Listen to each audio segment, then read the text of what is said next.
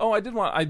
What's up, bro? I was thinking about it last night. I wanted to tell you that I was thinking about it after the last show. We talked about it. Dairy Queen is not only nationwide, and I think it's almost in every state. It's worldwide. Is it? Isn't that fucked up? Yeah.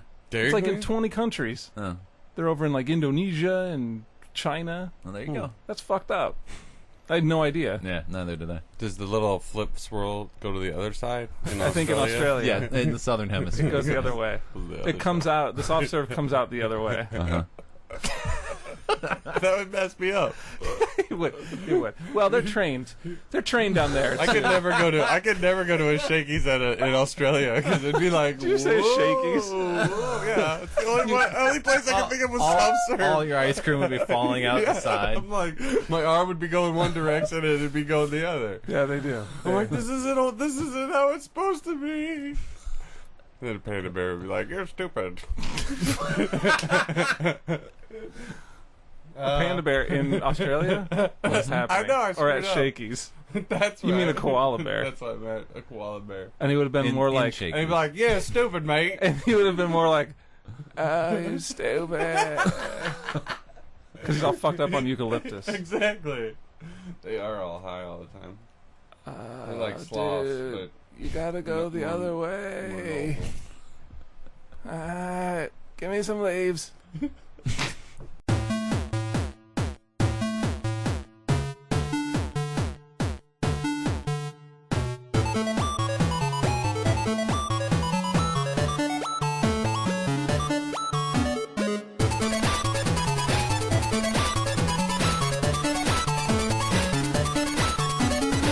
Hey everybody, welcome back to Signed In. I am Jeremy Superfro33. I'm Craig Profdresser. And I'm Sean Shunnix. And this is episode 123. Wow. 1, 2, 3. 1, 2, 3. Also, 4, 5. No, never. I can guarantee there will never be 1, 2, 3, 4, 5. If we get to 1,230, 6, 7, 8, 12,345 episodes. I was trying to thematically set up something that Oh, I'm I sorry. assumed you were going towards. And then I stepped on it. Oh, for our anniversary. I screwed it up. You didn't cover that in rehearsal at all. You wanted to spring it on me, and that's what happened. Had a question I got- mark on it. It was 5. It did. I mean, thank you. Even I got that one. All right. Sean was not helping you, by the way. No. The date that this show is coming out, Monday, Yes. the Ninth. 8th or 9th? 9th, okay. 9/9. Is our 5-year anniversary. Yeah. So there you go. Congrats, guys. Congrats, everybody. What? What'd you give me? The show. Oh, thanks. You can download it for free still. Hey, Sean, I got you a show. We all got each other a show. I'm regifting it. Great. So that's good. How you guys been? Pretty good. Good. 5 years has been a long time. It's been a long time. I can't believe it. And I'm good. I didn't mean how you've been in that whole 5 years. I didn't know if I was Are gonna. you feeling your mortality now? I Is that no, the I was. problem? I was going to start at the beginning. And is it because I'm holding this knife? It's just the way you're holding it. I should say that we That's do. pretty impressive. You guys do the show under duress because I have you at gunpoint, Oh, yeah. knife point, and gunpoint sometimes. I guess like I to always mix it thought up. that was assumed by Yeah, everybody. exactly. Well, they don't know. They don't see it. I Not know. a video podcast. Well, sure. When they actually get to talk to us, Yeah. and they're like, "Wow, you sound different. You don't sound all like Terrified. Yeah. Yeah. Stressed out. Yep. Like something's being held to your head and you're Sound reading at it. ease. This is a great game. It's full of great graphics. I What? wish it had more better graphics. I mean, I don't talk like this normally, guys. Just a little heads up. You're a little more composed normally. I'm just. Well, it's at. See, that was just added in the script just now. Mumble for 2 couple I seconds. just wrote that in and Yeah. handed it Couple to you. seconds. I held it up and made you say it like you're reading a fucking ransom note. Yeah, exactly. Mumble more. It takes you a while because you do the old school ransom where you put all the different Make a letters. Mr. Show You're reference totally- right now. You're totally cutting stuff out. Yeah, but I don't even get the reference. I That just have a doesn't matter. list of references I have Yes. to hit. I know. That's the big irony. I actually get all those, but I have to pretend like I don't. Say the thing about cock rings. The brat. Exactly. Ah! All right. See? Oh, that reminded me. Good job. No, good job. Good. I'm glad that us talking about cock ring jokes from Mr. Show can give you a note that you've remembered. Yeah, and a Disney game even. Sounds about right. We have the best Disney game reviews. Yeah, exactly. I can't wait for that. All right. Well, no, seriously though. From me to you guys, and all of us to everybody that's listening. Thanks to everybody for the support in the last 5 years. So it's been great, and I can't believe we're still doing it. Given my track history, I can't believe that I'm still doing it. But there's a lot of commitment from you. But it's been great, and it's been a lot of fun. So hopefully we keep someone Jeremy's in competition with somewhere that we don't know about. It's the only way you can reconcile me actually still doing it. He won't let us know what the podcast name is or if it even is a podcast, but if this fucker's still doing it, Jeremy's still doing it. If he's still going, there's no way I can give up. That might be true. I don't, but I'll never tell. So no, thanks to everybody, especially over this last year with all the support. So it's been awesome, and hopefully we'll continue on. I don't know about another 5 years, but we'll see. I'll be old ass by then. Yeah, can't deal with that. Yeah, I can barely deal with it now. All right, games though. Yes, we have a bunch to talk about this week. We do this episode. Yeah, what do we got? Anybody want to start? Not much indie wise for me, but that's all right. That happens. A couple of samplings from XBLA. The last of the Summer of Arcade, TMNT Out of the Shadows, and then Castle of Illusion starring Mickey Mouse. Starring Mickey Mouse. Mm-hmm. That's the official title. The Mixter. I'm not giving it that. Starring Mickey Mouse. I am gonna flash back a little bit with Flashback. Saw what you did there. I actually purchased the game, so I have a little bit more to add about that. I'm gonna touch back on the Bureau, XCOM Declassified. Oh, okay. I played a little bit of Splinter Cell Blacklist before I threw my controller out the window. And I played a lot of Diablo III, so strap in for that, kids. Sure. Cool. That's what I got. I didn't realize we're going through all of it. Oh, I'm sorry. Have more. No, Did you that's have okay. More? Go ahead. I've got everything that everybody's been saying. You got more. That's about. Oh yes, I did try out poker. The World Series of Poker Full House Pro. Good, because new skin, I never go anywhere near new that. look, new flavor. Okay. Yeah. New flavor. Yeah. Ripple. I also Night Train. Pralines and dick. You mean Ripple? Like, is it Ripple? Is that what they used to flavor Ripple? What, like, I know, but oh yeah. You guys moving on to alcohol now? I can't hang with this. But I always know like the bums in the street are like, like the hobos. Give me a pull off of that Ripple. You know a lot of bums on the street. Yeah, in 1972. Yeah, hobos. Hobos jumping off trains with their knapsack. Yeah, exactly. Yeah. Mm-hmm. Very nice. In addition to 50s hobos. Before backpacks came into play. Fanny packs. That's the latest in hobo technology. Hobo fanny packs. Yes. I would do a whole line of fanny packs for You hobos. could wear like a whole bunch of them. Like the crazy a whole guy bunch of them. A whole bunch of. Yeah. Oh no. We should have saved this for the beginning of the show. And we've been doing this for 5 years. All right. I also have some DLC. New DLC pack for Metro Last Light came out. Awesome. The Power Pack. Disc-wise, I've got Rayman Legends. I did finish up Saints Row 4. I have maybe a few words on that. Cool. But big thing that I'm featuring is Rayman Legends. And then PC side, I'm going to talk about the beta for Mercenary Kings. I think we may have hinted at that before. Nice. I'm looking forward to you talking about that. Because I got to play a little bit of it, thanks to you. Yes. And I want to play a lot of it. Yes. Always thanks to you. Everything. Praise be to Craig. Precisely. I think that's how it says. Yes. How it goes. How it says. Whatever. Mm-hmm. As it was said and it was written. All right. Should we talk about some games? Start with some indie? Well, first off, or do you want to actually, start with there is this change in the Xbox world. There is. Hope everybody's happy. Because I'm not. Why are you not happy? What, with the point system? Yeah. Okay, so all the points moved over to actual cash, real-world dollars. And here's why I'm mad about it. Well, first off, they add the plus tax thing in there now, which I think it must be state-based. Yeah. Because I think I bought some stuff and it wasn't applicable, so it must be wherever you're located. Yeah. Mm-hmm. So that's a fun bonus for everybody now, too, getting extra tax. So congrats on getting that dollar amount changed over. Also, I know that it's extra money that I'm getting, but I don't want to fucking see that penny. Like, I hate it. Like, before when I'd pay 800 points, it was $10 when the game was actually $9.99. Yeah. Now I'm looking at a balance on my account of like $19.01. And I know that I'm making that 1 cent because normally I would have spent that, but I'd rather spend it than see it. So there you go. Yes. There's my beefs. Oh. But are you guys happy about it? It doesn't matter. Yeah. I just wish they'd make games $10 instead of $9.99. I don't understand the 99 It's You don't? Well, yeah. It's psychology. You understand it, right? I understand. You mean you hate it? I understand it, but they might as well just, since they were. It was not like they went like with 79 points. You know what I mean? It doesn't matter what they. Yeah. But to me, it's like you might as well make it $10. That's what I'm saying. You know, I wish too. And they make the dollar games are still $1. That's true. They're not 99 cents. You go buy a $15 game, and it's $14.99. Yeah. So it's like, I know. I hate it. can you throw that penny in a jar and then give it to me later? That's what I'm saying. No, but Sean, for every 100 purchases, you get $1. I know. That accumulates to $1. So every 100 things you buy that are that odd number, you can then use that full $1 towards something. True. So it's like a bonus. I'm looking forward to that. In like 20 years, you'll be able to spend that. I know. It'd be great. All right, did we spend enough time on that worthless thing? You brought it up. Yes, I know, and I'm so glad I did. Because you knew I was going to be stupidly angry about it.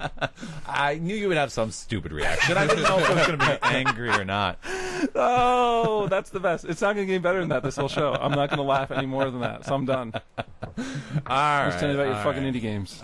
Let's talk about indie games. Not a lot caught my eye this past I would agree. fortnight. The one that did was kind of a sequel, kind of a preview thing. I don't know. Hurdle Turtle Celebrations. Yes. $1 from Homemade Games. 3 more Hurdle Turtle levels. Birthday, Halloween themed, and was it I think the Christmas. Christmas. That's what I assumed, but I forgot what it was exactly. Because you can only do the birthday one. And, the trial. More great tracks by Octopus on there, which is always a big sell. It's the exact same game, you know, just with slightly different themes. And more things to make your eyes insane. Yes. Like that birthday level true. is harsh. Yes, that is kind of harsh. I agree. But the big thing about it, I mean, so it's Hurdle Turtle. If you were into Hurdle Turtle when we first talked about it, then you'll still be into Hurdle Turtle. Their 3-year anniversary, too. It's their 3-year well, it's becoming their 3-year anniversary. And the big thing that I wanted to mention was that there's a Hurdle Turtle 2 coming out. Yeah. Which is basically the reason they released this, I think. Exactly, yeah. Which, based on just a couple of screenshots there, maybe expanding to a 4-player game instead of just 2 players. It seems to have sort of a similar graphic style, but things are reduced in size, and so it's not like the turtles are taking up like a third of the screen like they are right now. I think it'll be easier on the eyes, so that'll be good. It'll be easier on the eyes, and it looks like it's not just hurdle racing and stuff. There seems to be some sort of underwater level and all that stuff. So that's exciting. It is. I'm looking forward to it. Hurdle Turtle aficionados. There's not much to the game. I think I interrupted you while you were talking about it, but it's the side-scrolling, and you're just moving around the track and avoiding obstacles and jumping over hurdles. Right. And it speeds up. But it is challenging. It speeds up. It is very challenging to the point where it gets impossible. Yeah. Because you are going to get to... You have diminishing returns at that point where it's going to get so fast that you can't even, maneuver around. So, but it's still fun. I like the music a lot, and it's cute, and I'm excited to see what they do for 2. Yeah, me or what too. he does for 2. So. Yep. I liked it. I had fun with it. $1. Yeah. I didn't purchase it, though. You did not? No. That's the kind of game I can't. I mean, I'll play it, and I like the idea of it. Well, I did buy the first one. I bought the first one and the level pack, but this one, I don't know. I might. Do you feel like it's just a stopgap for the I'm very excited about Hurdle Turtle 2 coming out. And it's a good way to get that game back out in the presence so. and a good awareness of it before 2 comes out. Yeah, so exactly. It's a good deal. All right. Good packaging. Yes, sir. I always Turtle's got nice a good package. I always like nice package on that turtle. Well, yeah, they come with it. How do you think he does the hurdles? I love the box. I love the box more of a art pole that folding they do game for that. I like the box art for the hurdles. the old NES style. They're fantastic. Yeah, that's and they fun. work. So. Is that it for our indie games? I didn't have anything else. Secret indie game to bring out? No, you can see your head shake. You gotta vocalize. No, I had downloaded Retro Racer Combat. I looked at that. I saw the screenshots, and it kind of reminded me of... It is not Spy Hunter. It reminded me of Spy Hunter, the look. Okay, it's $1 from Flump Studios. Flump. Good choice. And really, it's a top-down, over-the-top, you're a... exactly like Spy Hunter, except you don't have... You just told me it wasn't. Well, the way it's set up. Okay. So all the cars are coming from the bottom, you're coming from... Or cars are coming from the top to the bottom, you're going from the bottom to the top. Right. Yep. You can speed your car up by going to the top, but then you run the, problem of running into other cars. Yeah. You're picking up speed boosts throughout. This sounds just like Spy Hunter. And they only show the one level. You can't shoot. There's no, oil slick. You can't pick up anything. You just avoid cars till you get the end of the track, and then you fight the boss. Well, the boss looks like the same trailer that you pull into in Spy Hunter. So you tried to pull into him? And no, you shoot at it right when it comes into view. Wait, I thought you couldn't shoot. You have no control over the shooting. Oh, it shoots automatic. Keep shooting. I kept running out of time every time I got to it. That sounds awesome. But I went through that thing, I swear, as fast as I could. So it's basically a cutscene, but you were still running out of time? Well, no. Time's going on the end, and then you get to it, and you're shooting, Yeah. and then it goes, time's out, game over. And then the trailer just drives away, and I'm like, Knight Rider was actually in there. Yeah, it's like It was somebody else's trailer. I was laughing at it. But I was trying to do the Spy Hunter music underneath your review. I know, to see if that was helping. It was close. You're I adding interrupted. it. Yeah, Sorry. That's why we were not acknowledging it, so that it's maximum effect. And I turned and was I didn't want to get yelled at. fully talking to Craig then. It was just like, I ruin everything. But if you think it's Spy Hunter, it's not. Plum Studios. It's $1. Not Spy Hunter. It's like when we go, it's $1. Sometimes it's encouragement. Just buy it. This But is I'm don't waste saying $1. It's $1. It's a whole $1. Don't waste it. You could spend that on coffee. Those pennies. You could spend it on coffee. I had such high hopes for the game. Yeah, that's all right. Sometimes it happens. Yeah. You had high hopes. Especially in Indie lately. I think it said 80 points, too, so you might have to get a conversion. What? Well, it said 80 points on the box art. Oh, yeah, because it was still before they switched over. It's a newer game. And then Microsoft... Yeah, but they probably had that forever. They made that box art. No, they made the box art the day before they published it. I'm going with Sean on this. You can't take and go in and just... cut and paste $1. I'm going to point you. I'm going to point you to look at our show logo. That still says an Xbox 360 podcast, and we talk about PC games and DS and PS3 and. That's just to get listeners to come over. It's a trick. It's a trick. Because what we want to we're trying to convert. Because what we want to do is get Xbox people, and so they can listen to non-Xbox games, because they're usually a reasonable bunch. Yeah, usually. The fanboys that are gonna oh, this one's only Xbox. I'm gonna listen to them. What's an Elite? What's this PS3 shit? Anyway, should we move on to XBLA? Okay. We're done with Indie, right? Yeah. Yeah. Unless you have anything else you want to No. cry about. I'm not crying. I know you're not crying. All right, XBLA. I will mention real quick Flashback. Okay. If that works for everybody. Sure. $9.99 from Vector Cell and Ubisoft. We talked about it last episode. I had played the demo. Yeah. I was trying to defend it, I believe, is what it ended up coming out That's to right. be. You're I in really your little defender enjoyed. ship. The missiles are coming down. I enjoyed that first level, so I bought it. I'm like, yeah, I'm going to love this. Yeah. And I don't love it. It was pretty much a mistake. I don't know what I did. It was bad. Nice. I don't know. Oh, no. And that's not to say I, love hate laughing it. at Okay. Yeah. It's not to say I hate it. Okay, so I enjoyed. Right. I ran through. It went a lot faster once I had done the demo. So Sure. doing that level again, that first opening level in the jungle, went really quick. Yeah. You get to the next section, and here's the other thing: is I don't remember a lot about the original game. I remember playing through it and enjoying it, but I don't remember a lot of the specifics story-wise or environment-wise. Some of it was coming back as I was I think a lot of playing it had to through. do with awesome sauce. Awesome sauce. Awesome sauce? Awesome sauce. Awesome sauce. It was terrible hearing that again. At least I got to hear it and pay attention this time. I'm going to wait for it. But I think they even. I'm gonna wait. But here's the thing: I think on the subtitles they even space out the word. It doesn't say it was awesome hyphenated, sauce, wasn't it? Something. Yeah. It was not all one word, No. which is probably the problem with the read. It should be one. Awesome probably did one take. sauce. Also, when that guy did the read, did he fucking think to himself, what the fuck does this even mean? What is the context of this? Because obviously he didn't understand the word. But anyway, so the second section of the game is this city scene where you're kind of on this planet when you're going between these different stations. Right. And it's really just go here, get this. Now you got to go to this station and Sure. get this. You got to get a work permit, but to do that you got to get money, or you got to get a work permit, then you can work jobs to get money so you can get this other thing. And so it's running around and doing a lot of things. I played a large portion of that and ran into a bug where I couldn't activate a speech thing that I needed to activate, which would allow me to complete this mission. Not good. So when I already found some of the stuff tedious, even though I enjoyed, the look of it and running through, it was still a little bit tedious. Yeah. But I understood it for the gameplay aspect. Right. But when you have to do it again, because that, I don't know how much time total, maybe 20, 30 minutes or whatever. Yeah. But I had to I tried reloading the level. I tried going into somewhere else and restarting my checkpoint. Tried going into the VR, because you can go into the virtual reality and kind of do some training missions in there that you get experience points for. Tried going in and doing some of those, coming back, and reactivating it would never let me talk to this guy. So how'd you end up doing it?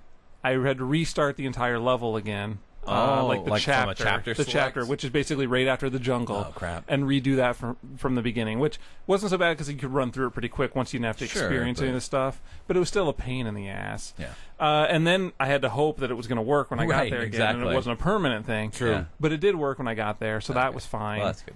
I think I ran into another bug similar to that later on where it wouldn't reactivate something, but I got it to work. Sometimes it just really seems touchy when you come up on those things that have you hit the X button to activate them, that if you're not in the right position, even though it has the X there, sometimes it seems like it's a little lag in responsiveness, and so it felt like it wasn't going to work, and then it did, luckily. But there's a level that's beyond that station level that you're going through this like game show type thing, the Tower of...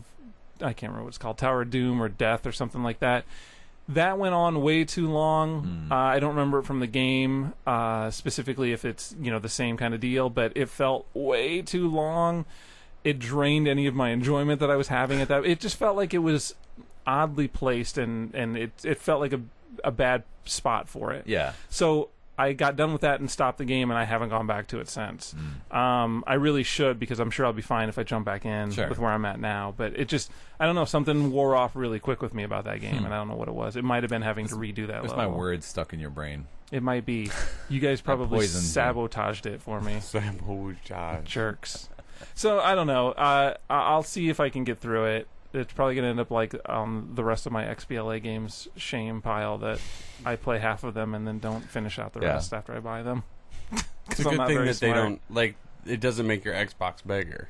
Right. So it's not visually, you see that shame, like where you look up there and you don't see. Yeah. You can visually see like unopened games. Yeah, I can see that. But on your Xbox, it's like they're not even there. I can see it, but I usually put a towel over it. That's how to look at it. That's true. Jerk offs. You guys are jerks. So that's it for Flashback for me. All right. Do you guys have anything else XBLA you need to touch back on? Touchback on? Touchback? Okay. No. So we move on with the new stuff. Yeah. You gonna hit the last I totally arcade? failed on Magic. That's too bad. Downloaded them, though. Okay, good. We'll check it out eventually. Yes. Magic the Mostly, Gathering definitely. 2013, the free with gold this month. Yep. Did you get that, Craig? I didn't pick it up. I played the demo. It's free. Yeah, but I played the demo and I didn't really care for it. Oh. Yeah, but it's free. We can all play Magic games. That's all right. 2013 is the only one I skipped of all of the games. I skipped it last year. Oh, nice. So now I can play it. I haven't gotten any of the achievements or anything, so I'll probably check it out. Sweet. I just haven't got to it yet. But I did download it. Cool. Wait, 2013 or 2012? 13. It's 13. Yep. It came out last year. Oh. 14 came out this year. God. Yeah, it's that kind of sports. They're like car releases. Jesus Cars Christ. and sports. Yep. Sports games are all the like fuck? the next year, right? Mm-hmm. That's how it works. 2012, 2013. Do that way. I agree with you. Should we finish up Summer of Arcade? Sure. We had the last one come out. Yep. Teenage Mutant Ninja Turtles. Out of the Shadows. TMNT Power. I can't look at that game without seeing Toots. Just so you know. I can't ever see it without seeing Toots. Or Tootsie, strangely enough. This is a TMN Toots. So anyway. Toots. Tell me about it, because I tried playing it and I got irritated really quickly. I played the demo for it. I bought it. Yeah, you bought it. I bought it. Was it $14.99? Yes. I believe so. Yes. And I hate not having points. And I played it. Yeah. I tried going through I got really annoyed with it early on when I was going through the tutorial for the fighting. Yep. Because it's a lot. I mean, the little dojo area. Yeah. It was pretty lengthy. There was that, and I think overthought the amount of buttons and combo works that you can do with these guys, which is really, they're not much, and it's all about timing. And I think that's the thing that really upsets me, especially like they have like a grapple evade that you can, it works awesome when I'm playing the main game, but when I went into the tutorial and was playing through the dojo before I started any of the games, I was like, I'm not going to have fun in this game at all. Yeah, like I was really rubbed the wrong way just in that second. I'm glad you're saying this. Yeah. I'm glad because that's where I went to immediately when I started the demo, right? So I went in there and I got to that evade whatever. Yeah. It was I think it was the double B or whatever. Well, there was one where it was like hit it at any time before or after, and it was like, well, that makes no sense. I backed out. It was when they were in a combo, wasn't it? Yeah, it was a combo breaker or something like and that. You had to. Mine is I had to step away from the guy as I was in the and I did it fantastic during the actual gameplay. I could never nail it. I got to the one where you had to like block two guys, so you had to do BB or whatever. Sure. I couldn't do it, and I backed out and I quit the game because I'm like, fuck this. Also, I was noticing some issues when I was trying. Like, it seemed like it was really jerky and stuttery when I was doing my combo actions. Like, in that dojo, I don't know what you mean the deal animations? Is. Yeah. Like, it just seemed really jerky. So I was like, I'm done. I'm out of this because it seemed frustrating. I don't even want to play the regular game now. Yeah. Right. So I'm glad to hear that in the game, it's a lot more integrated better. I enjoy, like, flows better. I've played more. Like, I wish I hadn't spent the time I did in the dojo because they do during gameplay prompt you a lot with like overhead stuff when you need to do it. Yeah, and it just helps you out. Some of the times, I mean, even sometimes they'll just have it pop up on the screen, and it will make you go, "Oh, well, I can quick finish this guy off before these other guys hit me." Yeah, it has the feeling of a very loose Batman Arkham City. You just don't have the fluidity there, which I kind of wish you had, but it is in a disc game. So then I kind of like you were giving a caveat for there is that you know it just doesn't it's not a $60 game. The combo chaining is like the core mechanic of the game, really, though, because higher combos give you stronger attacks and give you finishers and other things that you can do. But yeah, I agree that the combat didn't really feel as fluid for me as it would in like a Batman type game. And I think you were mentioning before too much heavy emphasis on the combos themselves. And with Batman, there are a few combos, but it's really more about, as you said, sort of button timing there. Yes. And reacting. Yeah. And I think you hit something there where it's like they really got into the idea of, well, let's put some combos in here, but then it interferes with the timing stuff. Yeah.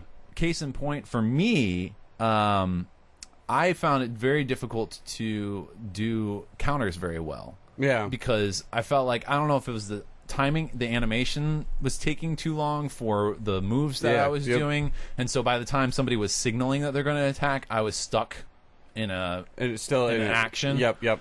And so, I had a lot of combos broken that way, and it was getting kind of frustrating for things. But yeah, I think you really hit it on the head there with what maybe the issue is. And that's I think really when you're sitting there in the gameplay and then you kind of are trying. It's like I tried too hard. Yeah. So when I allow the game to kind of play, and then the fact that you can switch on the fly between the four characters during gameplay. That's pretty cool. Which I really like too, nice. because at using first, the D-pad. I was really just centering on Mikey the whole time because that's just what I do. Right. And like then I was flipping around, and it just kind of like, I don't know, it obviously draws the attention of the bad characters to you a little bit more so than the others. All of a sudden you can see them coming to the character that you chose. So it kind of allows your other guy to chill out for a little bit. Are they all in the level at the same time? Yep. Yeah. Okay. Yeah. So they're just computer controlled. Because like you can also do co-op, right? Yes. Just 2 player though. Is that correct, or does it go up to 4? I think maybe it does go up to 4. I think it is 4. Okay. Why wouldn't it be 4? It has to be 4, right? I mean, that makes the most sense. But for some reason, I had a weird thing in my head. But so then like then you just go through the levels. You can level up all your characters. There's different. I mean, they've got different level bar across the board for RPG like all 4 of them. Yeah. Do they all level up while you're not playing them too, like at the same point, or is it only when you're playing them? You can split up the points. Okay. Which I just dished it out on one character. Oh, yeah, I misunderstood that in the demo. Yeah. So they don't do their own level ups. You just level up, you get a number, and you can put it across anybody. You can move across. And I thought it was just on one until I moved like hit the trigger, which caused me to move to Donatello, and then I hit a button, and then it gave him the points. Yeah. Okay. But you don't have to. That's the other thing too. You can assign all the points, but it's not until you're out of points that you actually hit the assign button. Okay. Yeah. So you got to remember that before you go back into the normal right, world. right, Because if you just right. dump 30 points onto Yeah. your characters, they're not going to have them unless you assigned them. I think that problem happened with me. There's also, you can also give your turtles boosted attacks in Donatello's little lab or something, which is in the main menu. You can get new weapons, and then you upgrade those weapons, which just allows them to have a little bit more. How do you earn the points to do the upgrading? I can't quite remember. And that's more just from fighting and just your regular moving through levels and whatnots. Yeah. Okay. They just allocate points for finishing levels. Okay. Yep. But I mean, I really like the look of it. The only problem I kind of have with it is the camera on it. Oh my God! Yes, is thank so you. messed up, and that's my own really my only beef is the camera. It drifts slow, right? Yes. And I found in the one I was doing one of the challenges, I believe, or something. Because that was actually a good place for me to practice my fighting, and then it kept drifting low, so I couldn't really get a good view of where I was pointing. And then it also wanted to sit underneath like this eave as well. I'm like, what are you doing? Yeah. I mean, I would try to move the fight to different places. I'd constantly have to be repositioning the camera. That was really frustrating for me. Well, and you can move it. You can move it with your right controller, Right, but which kind of messes the right joystick. Which is there, and if you bump it, like when you're it just causes it to camera to move, and then you're like, Yeah. I mean, that's that. But I have that problem with a ton of games. I'm just like, I like the fact that I can at least fix it or try to fix it, where it's not like a fixed camera that's terrible. Right. Story wise, I'm digging it. Yeah. I haven't gotten too far into it, but I really like. It starts off with April, like she's doing some like. Reporting? Spies, some super spy stuff. Because I don't know which April this is. Because it's weird. Like, it's for the new cartoon. Yeah, and I don't know if she's the actual. Yeah. Anyway, I've got so many different turtle. You know if she's a reporter? Lore in my head because she's not always a reporter. Yeah, I think she also fights now. Yes.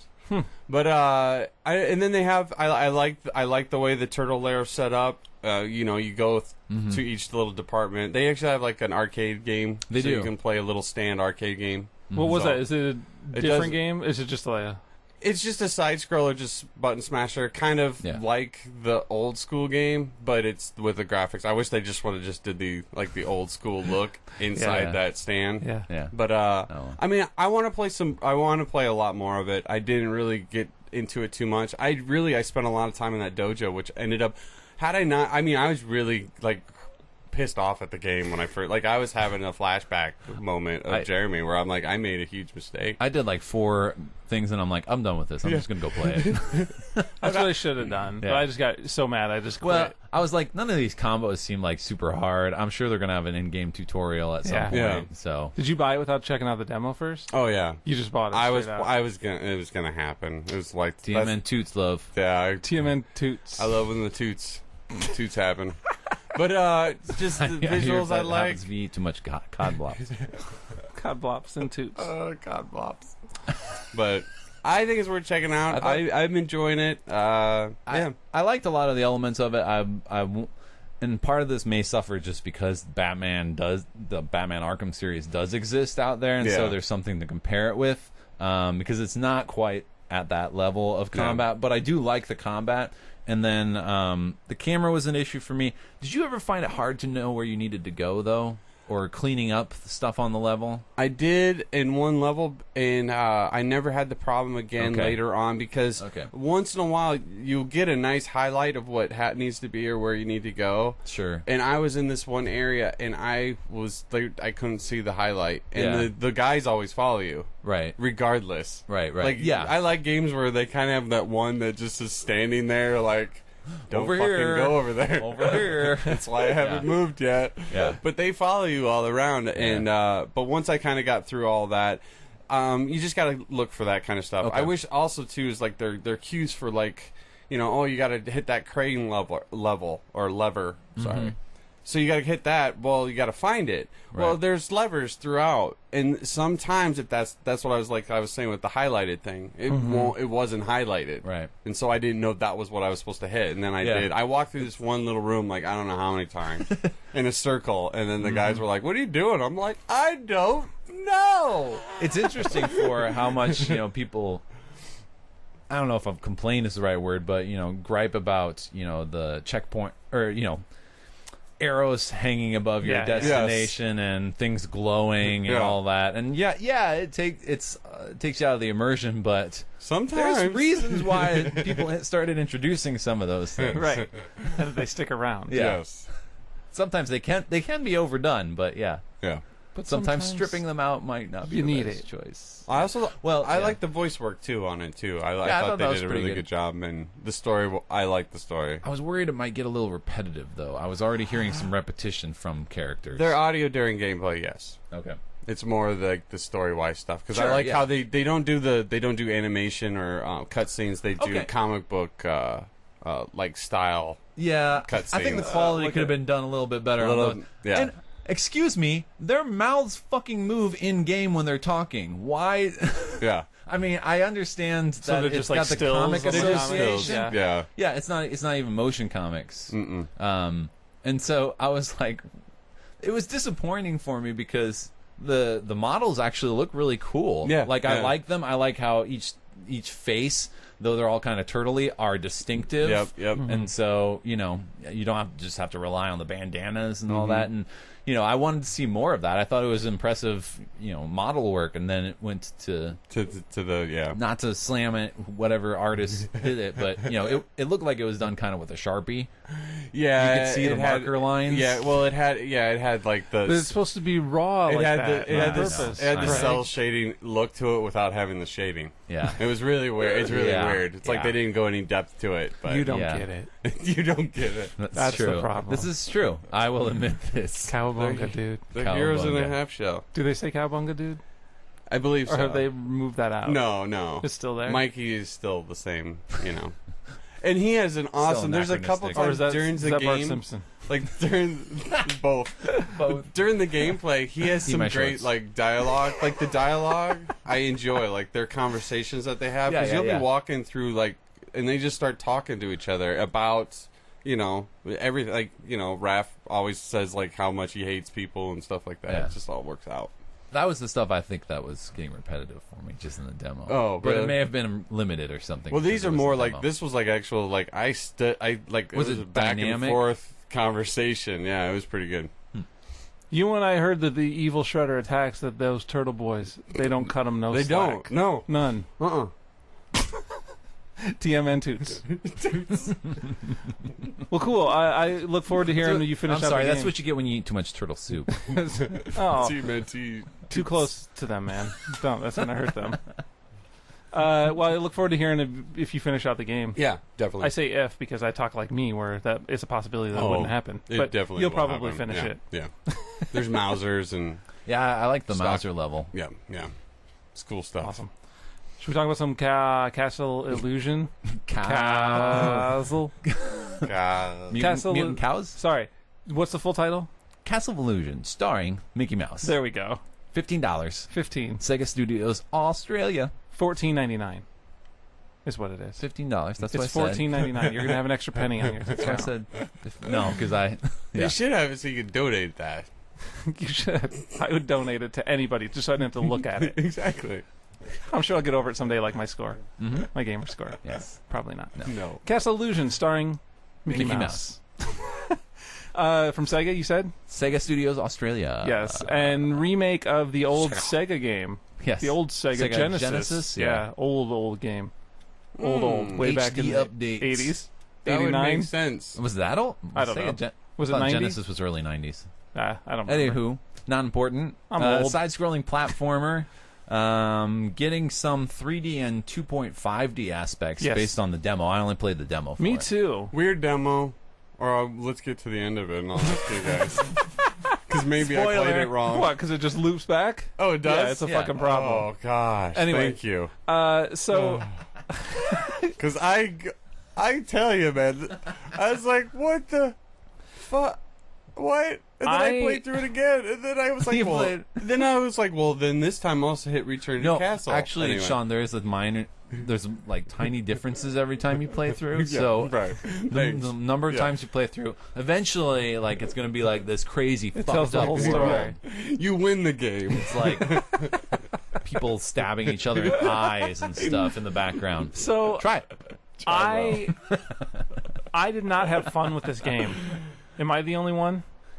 I would not say I didn't have fun. Yeah. It didn't hit me, but I think for me, it didn't hit me because my 2D platformer itch had really been satisfied with right. Rayman Which we'll get to Legends, later, Which yeah. we'll get to later. Yeah, in comparison to Rayman Legends, it wasn't there for Yeah. me, but I thought it was pretty good. The jumping was maybe a little floaty. Maybe a little. Yeah. It was terrible. Like I had a huge problem with the it. jumping. I was so irritated by it, like because it was like you would go. It wasn't just floaty. It was like he seemed like you needed to do extra amount of pushing the stick over to make him move to begin with, and then it Like would go too delayed far. Then it overcompensate. Yeah, and then it would go too far. Like a timing issue, maybe. It was really like I had problems all over the place with trying to control the guy. But that's the sort of thing, I mean, as long as it's consistent, it's something that you can mentally adjust to. It's consistently shitty. So, Well, Hey, that worked for GTA 4, you guys told me. that's right. Sean told you that. summertime was giving me shit because there's a moth. And Yeah. it's flying back and forth, and Yeah. you can jump on these characters because it's just a la Super Mario Bros. Yeah. To give you kill them. well, actually, it gives you a And boost. it also of gives jump. you it gives Some you of a them boost jump. reappear, too. I think most of them do. Most So of them then do. I jump on this, and I keep trying to jump on this moth, but I keep getting hit every single time. And she's like, "You're not supposed to jump on that moth," and I'm like, "Yes, I am." And so then it became, "I'm jumped going on to the moth. show you." I'm going to show you. And then when I did, she didn't react She as didn't care. like I did. So that Think it was the best thing in the world? It didn't have the She payoff think it you were was expecting, huh? Vindication? Oh. Turns out she really didn't give a shit. Yeah. You were supposed to hit that moth at all. Turns out she was telling you move on because this is annoying me. What a plot twist. Yeah, you were like, and then it pretty much turned to the point of you did all that to get one gem. Exactly. Yeah. Now you look like the fool. Yeah, exactly. Oh, great, you jumped on that moth and it didn't fucking mean anything. You got a gem. That hidden gem up there that I can see. That's weird that it worked out that way. Yeah. Yeah. Funny. She sounded invested. Yes. So you're collecting gems, and straight from a Mario, Super Mario, whatever it was on the 360, Mario 64. Jesus, where you go into the that's not castle, on the they 360. unlock the doors. Not on 360, on the Nintendo 64. If that would have maybe said Mario 64 instead of Jesus 360. is on the 360. I would have maybe not been able to remember the actual name of Mario 64. You go into the castle, it unlocks different doors depending on how many gems you have. So it's all about collecting these gems and opening these doors and collecting all these other gems, these illusion gem things that I think you have to get. Yes. So I don't know, the level layouts I thought were interesting. They were doing interesting things within the levels, like, where you'd come across these screens that had you going through different things. That was playing around, and that was fun. It's a slower, methodical type platformer too. It's not high speed running through your. It's meant to explore a little bit. And Mickey doesn't seem to, at least from the demo, doesn't seem to. And I never played the original game. Doesn't seem to have like a super wide variety of abilities or anything. So Yeah, you can throw apples that you have to collect and jump, and that's about it. Jump. Yeah. I did like. There were some cinematic things I did like. I liked moving through that first level, and you can see the stuff behind you, which then later you go back and do that backtrack, which is now the front screen, but you could see the stuff back there before. I thought that was cool. That was clever.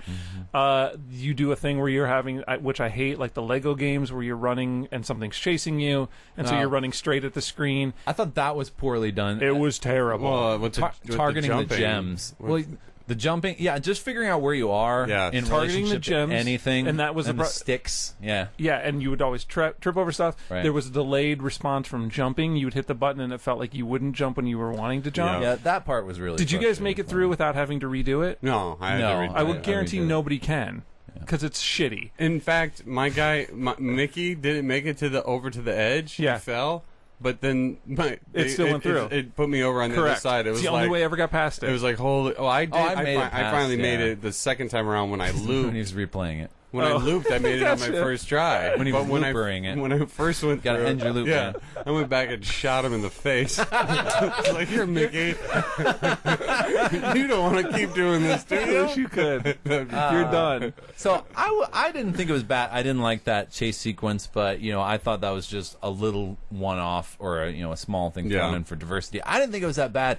It was just not as dynamic as a lot of other platformers are these days because it was a little more slow, a little more methodical, and at the same time, it wasn't like a wide variety of skills being put together, and that's why it required me to be methodical. It was methodical just because I have to fucking nail this jump onto this branch, and it's really hard to nail this jump. You don't know but see that thing with the Apple thing, you don't know any of that stuff's coming. So I hate those things where it's like you don't know what's coming up ahead because you can't see it, and you don't know what's coming down this hill. There's a big jump you got to do. I meant like the branches that held the got gems up in the air and stuff. Yeah. I don't know. It's okay.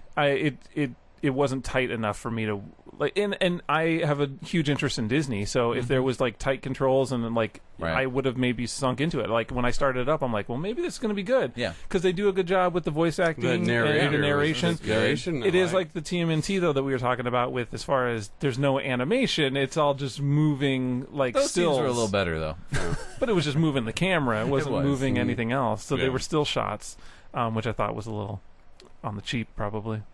It may have been a callback to the original game. That's true. Don't forget this is an update, and so some things are layovers from. Thank you for the perspective. From things before, and the nostalgia people would be upset if you change things too much. And they're not going to go full blown with like all this 3D animation either on it because it is just an old 2D side scroller. Right. So what are you going to do?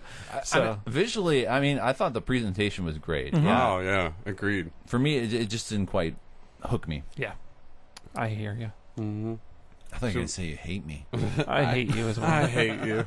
That's without being said. That's never needs to be said. That would have been a great punctuation point to our discussion of that game. I hate you.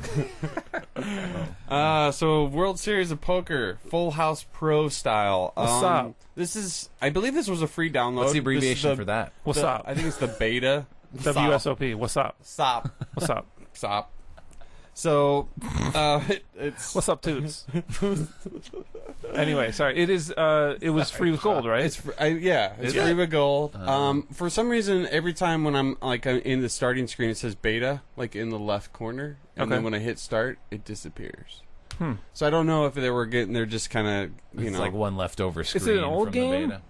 Not that I'm aware of. It's new, right? Yeah, it's a lot like it. I mean, essentially, maybe it's just it's Full House Poker. Full House. That's I don't know anything about this. It's Full House Poker. It's the same. That sounds stupid. It runs by the same type of rules that the first one did, but they've changed up some games. Like there's some of the games, like there's a ring games, tournament games. And tournament games are set up a little bit different. I was just having a problem with the server itself. If I was going into quick matches on like rank play games, I could get in easy, no problem, no hiccups. If I started going into any of those custom matches, that's when I would be in there and it'd just drag. And the ring play, is that where the loser has to watch that videotape?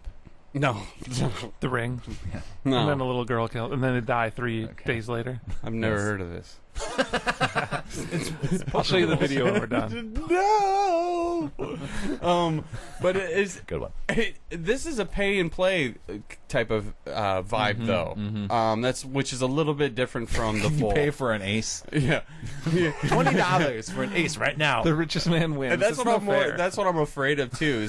Is of things like that where you can buy when you can buy experience and you can buy that kind of thing. What do you mean? What Explain does experience this to me. get you? Yeah, what are you talking about? You get better bluffs or something? But you can move towards other you can move towards other options. Like they have Is it different sunglasses? There are that too. You can buy all different type of that's what I get me. It's these little microtransactions for avatar items that you can only play in the game, but they're avatar items that they have out there. That's a pretty standard one, the cosmetic microtransactions. Yeah. Because that stays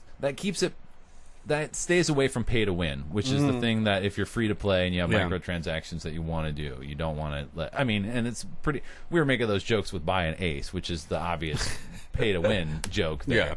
And in a game like this, it's going to be reserved to those kinds of things. But experience points, I'm still interested in these experience points. Experience points, you get those throughout games, and then Is it just for status? Like you're at this rank? Yeah, well, the only thing that gets me is they always say that your chip count is always going to lead towards your leaderboard. Okay. But you're getting these experience points. You're getting gold, and the gold is to buy things. It's a weird. But buying just like clothes and like avatar items. Okay, and so you can use, and you can buy your chip tricks. You can buy like just doing shit when you're sitting at the table. Yep. You can buy decks. You can buy felts. Who cares then? Because it doesn't really mean. That's anything, what I right? don't understand. Well, it's just for people who want to have that shit that doesn't matter. Exactly. Before you would just play the game, and you would earn those by playing the game. But that's why this game's free. Yeah. But I don't remember Full House Poker being that way. Did you pay for that game? Well, but that was a different scenario. That was back when they were. But it's essentially the same type of. I understand skin. I understand what you're saying, but so you're saying you might as well just play Full House Poker. Okay, yeah. That's an argument you can make. Yeah, and that's kind of where I was leading up to. Even though I got stuck playing in these games because I don't know if it's just I haven't played Full House Poker in a while. I return to it once in a while. I really enjoy playing that game, and I'll sit for hours and play it. Especially if I can get into a room that is like got serious players in it. And it seems like all the games that I played on this one were long games where these guys were playing poker or gals. I don't know. You don't know. I don't know. Could have been all gals. I don't know. And me. It was awesome. I'll guarantee you that did not fantasizing that now? What? Are you fantasizing that now? They were actually all gals. My wife listens to this podcast. Just like that moth, she doesn't care. but she does listen, I'm sure. But she doesn't care what you're saying. So I mean, it's worth checking out. The one thing I really liked about Full House Poker was how they would have like the Tuesday, Friday, or I think it's Tuesday, Saturday tournaments, and you get in at a certain time and you play like big tournaments, and that's just all bragging right type stuff anyway. But this they promote like their actual World Series players. Like they have all those dorky guys. I can only say that have bad clothing tastes and wear like cowboy hats and sunglasses to the table, and I don't know. I guess you can play up against them. Okay. So I mean, down the road, who knows what it's going to be? But I was more confused by the whole entire thing. Like I was like, is this just an extension of my game? But no, it's all. I started out at 0, and my character just doesn't have any of my stuff, and I just thought it was maybe Were you naked? No, Standing there covering your junk. That'd be great with cards. Yeah, it's just blurred. That's where you hold your hand. It's just blurred. It's like, hey, and the fact that you have to buy chip tricks and stuff like that with your own. But do you have to buy them, or can you use earn the in-game things? money, the gold? Yeah. No, well, you get like bonus gold. Yeah. And you win gold. Yeah. Right. And then you can use that to buy this stuff. Right. But you can buy it with your chips as well. This is the same thing that's in Happy Wars. They're free to play Oh, multiplayer game. Yeah. It's a pretty I know you don't play a lot of computer games, but computer gamers are pretty familiar with this setup. And it seems pretty innocuous. I mean, and you go to the same point with the other poker game we were talking about, the original one, where you would earn all that stuff. Yeah. Right. If they had an option where you can earn that stuff or you could buy it now, there will always be people who don't want to wait for shit. Sure. So they will buy it. Okay, I get it. Now those people, you can make an argument about those people being intelligent. I completely understand your point. But it of, happens. Why have this in here? But at the same time, it's not influencing anything you do. Sure. Yeah, that's where I was feeling confused that too. I pull? wanted to make sure. Yeah, that's true. Are you feeling that pull? No, not at all. You don't want the Really? temptation. No, and Mr. Avatar. You're like, oh, I'm playing this game with all these probably chicks. That's the way he's going to think If I about could it every flip time these now. chips around right now, they'd What be if they really get, like, that's impressed. the first one you could win. They introduce a Tokidoki shirt that you can wear in the game. As long as I can wear my Of all these as long as girls. I can wear my avatar stuff that I'm wearing, which I like to do. I But could be getting all these messages. and the locations are different. So like you're actually in What if Vegas. they charge you $20 and then it'll allow you to import all your avatar items? Well, I can already wear them. Oh, you can't? I thought you what said if you they- couldn't. No, that's what I'm saying. I can. It's the avatar I'm sorry. items that I they have misunderstood within you. the That's my game. fault. No, Yeah. they have avatar items within That the you game can't take out. that you can't take out. Right. And if I'm buying them in game, man, I want to take them with me. But you're buying them in game, you're playing that game. With Sean, you always take it with you. Yeah, exactly. They're like, no, sir, you can't take that with you. Okay, let's say you could take it with you outside of the game. Would you then be okay with buying things in the game? Probably, yeah. Yeah, see. Yeah. I So it's probably just would. a limitation. Yeah. Because they got a cool, like, Full House poker hat that I can wear backwards with my headphones. And now there's people sitting at home going, who would want to wear that fucking hat outside the game? Who cares? It doesn't matter. My avatar guy's going to be sitting by himself Different for tiers. a long time anyway. We're all on different tiers. Yeah. On what's a good idea and what's not. But it's worth checking out. Cool. Well, especially for free. Yeah. Right? And if you like playing poker. Sometimes. Then you got some poker. Craig hates poker. I don't understand. I was watching the feud. You don't understand it? I was watching the feud the other day. Uh-huh. I love the Family Feud? I love the feud. It's awesome. With Steve Harvey? Yeah. Okay. Well, yeah. That's a different podcast in all in itself. I don't think it is. But No, it is. Feudcast. Seriously. Feudcast. Tell me about they your were talking, Family Feud. It was like the big money at the end, and Yeah. it's like, okay, name a card game other than poker. And the guy's like, Texas Hold'em. That's so funny. And then when they got zero, and he looks to his buddies, or I guess not buddies because it's a family, Like his family. And he's like, what a bunch of idiots. and they're like going like this, and half of them are staring at him like. It was great. It was one of those good moments. People are nice. dumb. Yeah. Nice. Do we have any other XBLA? I don't. I don't. I got some DLC. Let's do it. Before I get into the actual DLC talk, though, F you, DOA 5 Whoa. Ultimate. Fuck them. A special message for DOA 5 Ultimate. A special message and a warning. 91 costume packs in 1 week, and that's only all I could count because there's 100 slots, and 9 of them were filled up with other games.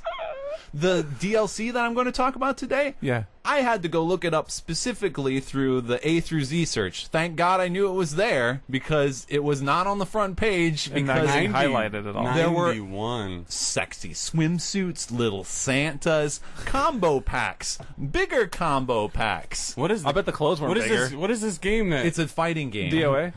I need to buy It's it. the boob jiggle fighting oh yeah, game. the Boob Jiggle fighting game. Right.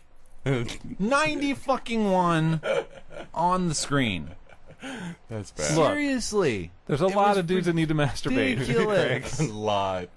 It was ridiculous. I realized that that's the only acceptable sort of DLC that fighting game people will accept because, if you make a character Outfits. DLC, then they get really pissed off. Because it should have been Oh, yeah, included. 'cause Right, it it should have been in the included. game. Right, I can see the arguments for that, but Jiminy Christmas.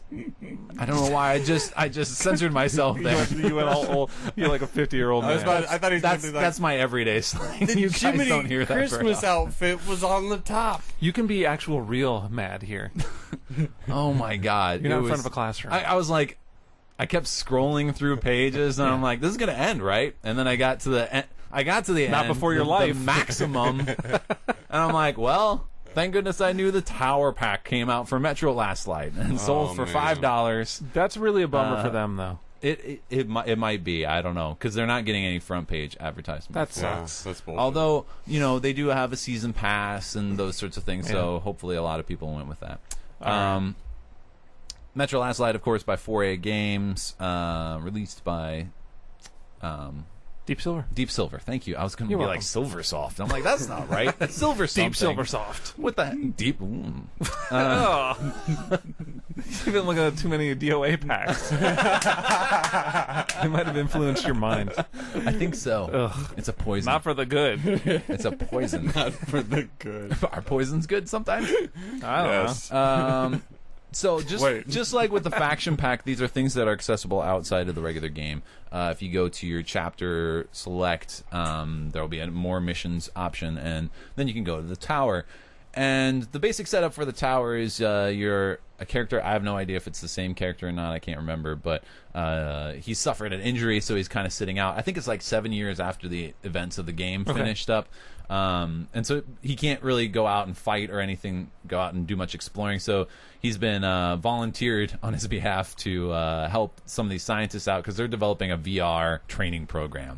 And so you're going to sit and do this VR training program and you're testing it out. And it's essentially a horde mode for Metro. And it includes leaderboards, although it didn't seem to be any sort of friends filter, which I thought was a weird omission from a leaderboard, but whatever. So it's a horde mode. You start off fighting against human enemies, and then later you face off against mutants and stuff. There are different scenario-changing things in there. Every kill you get one military-grade bullet. You know, the money that's in the Metro series. Special kills earn you an extra bullet, so like getting a headshot or a distance kill, or killing someone really fast after that first kill, and whatever. Okay. Typical stuff that you expect, and they pop up on the screen even, which is probably why they went with it being a VR simulator, so that they wouldn't break the immersion of their little the world. realism. Yeah, right. It's stuff you typically see in multiplayer first-person shooters and all that. 4A said that they really wanted to highlight the combat mechanics in the game, and because the game goes through a variety of situations, and you can go through it pretty sneakily without really getting into much gunfighting. They wanted something that kind of featured it, and maybe it works better on the PC because traditionally first-person shooters work better or are more precise on PCs because of mouse control in terms of aiming as opposed to not when I'm at the controls. But yeah, I understand what you're saying. Yeah, I know that theory's out there. This is it's the reason why PC and console gamers don't really do cross-platform multiplayer on first-person shooters. But it was not really much of an enjoyable experience for me on the 360 because they've got all those enemy jukes, and when the mutants are there, they're just spazzing out, and I find, like, even with, like, the shotgun, when it's, like, 2 feet in front of me, I'm missing, like, a ton of the time. And I am terrible at these games. I admit that wholeheartedly, but I don't know. I wouldn't say I'm terrible, but I remember when I played the normal game, it seemed like things would go to shit really quick, and like when you would have a number of people, it was not precise. No, it was more of a like you just had to shoot and hope that everything got hit. And that's one of the aspects of the game. I think that's always been one of its kind of hallmarks, is this sort of survivalist. You're not necessarily a military warrior. Yeah, you're not a god on the battlefield. Exactly. You're struggling to survive. Right. And so I don't know. It didn't quite work as well for me. They make some sort of claim about not being able to tell you what to do in the simulation. They're like, some of these things have been implemented because they're testing it out, which translates to there's no tutorial in there. Which makes it kind of hard to... I mean, maybe if you're more experienced with horde mode games, that's my deficiency. I haven't played much of those. I did a little bit with Transformers, so I recognized some things, like I saw some stations that had bullet amounts on there, and so I knew those were pay things that you could open up. But I also saw like doors with like these fuse boxes, and I was trying to figure that stuff out, and maybe I could have figured it out, but there was a lot of dudes who swarm out all at once, and there isn't a difficulty setting or anything, and so it was very hard for me to pay attention to what to do. It took me forever to get through the first stage, which is just 2 waves, which was all human guys. My problem was because you have limited ammo. There's another issue here, is that you have an ammo cap. You can't just keep hoarding ammo. So if you see 3 boxes of ammo on the ground, if you grab one and then shoot off 2 bullets and grab another one, you've just gotten 2 bullets, right? Because you've reached your ammo cap. And so I was really worrying a lot about ammo and conserving ammo. So I heard all these alarms going off, but what was happening was guys were going over and opening up fuse boxes, which opened up new doors, and there must have been like a dozen doors in there or something. And so my game was getting like abnormally hard. Which maybe would work in something that you could do multiplayer, but it's still a single player experience. Right.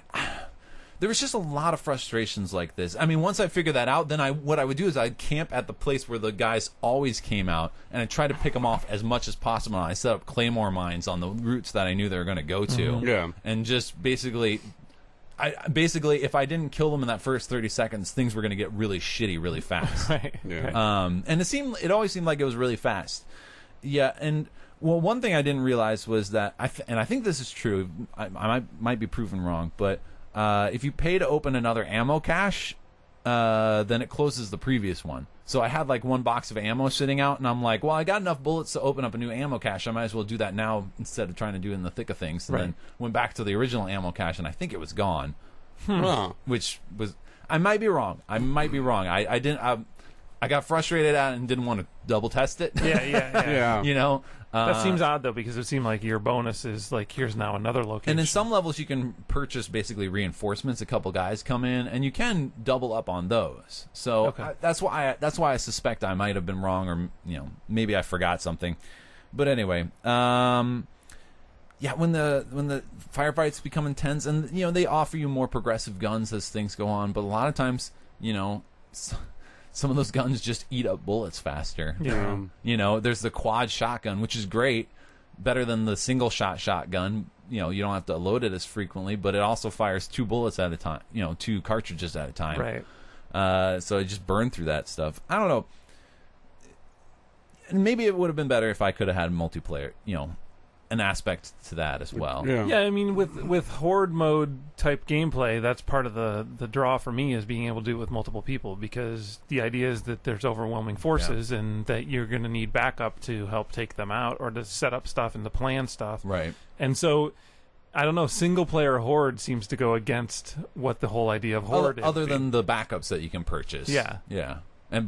And they do reasonably well. They can actually hold themselves, but you do have to pay attention to them because they can get overswarmed, and you can get overswarmed really easily. I don't know. I just felt it was really frustrating. I was yelling at the game a lot. I don't really feel like I want to finish it. No, it was not fun for me. And maybe it is for other people. I guess for me, I always found the combat challenging in the Metro games, and for a specific reason, it was challenging, and I kind of liked that.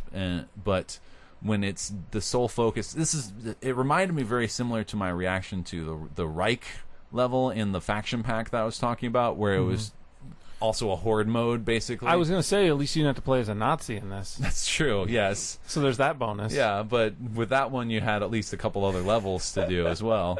Whereas this is like, well, I can push through and try to get 30 achievement points out of here. Or not. Be happy with my life. Yeah.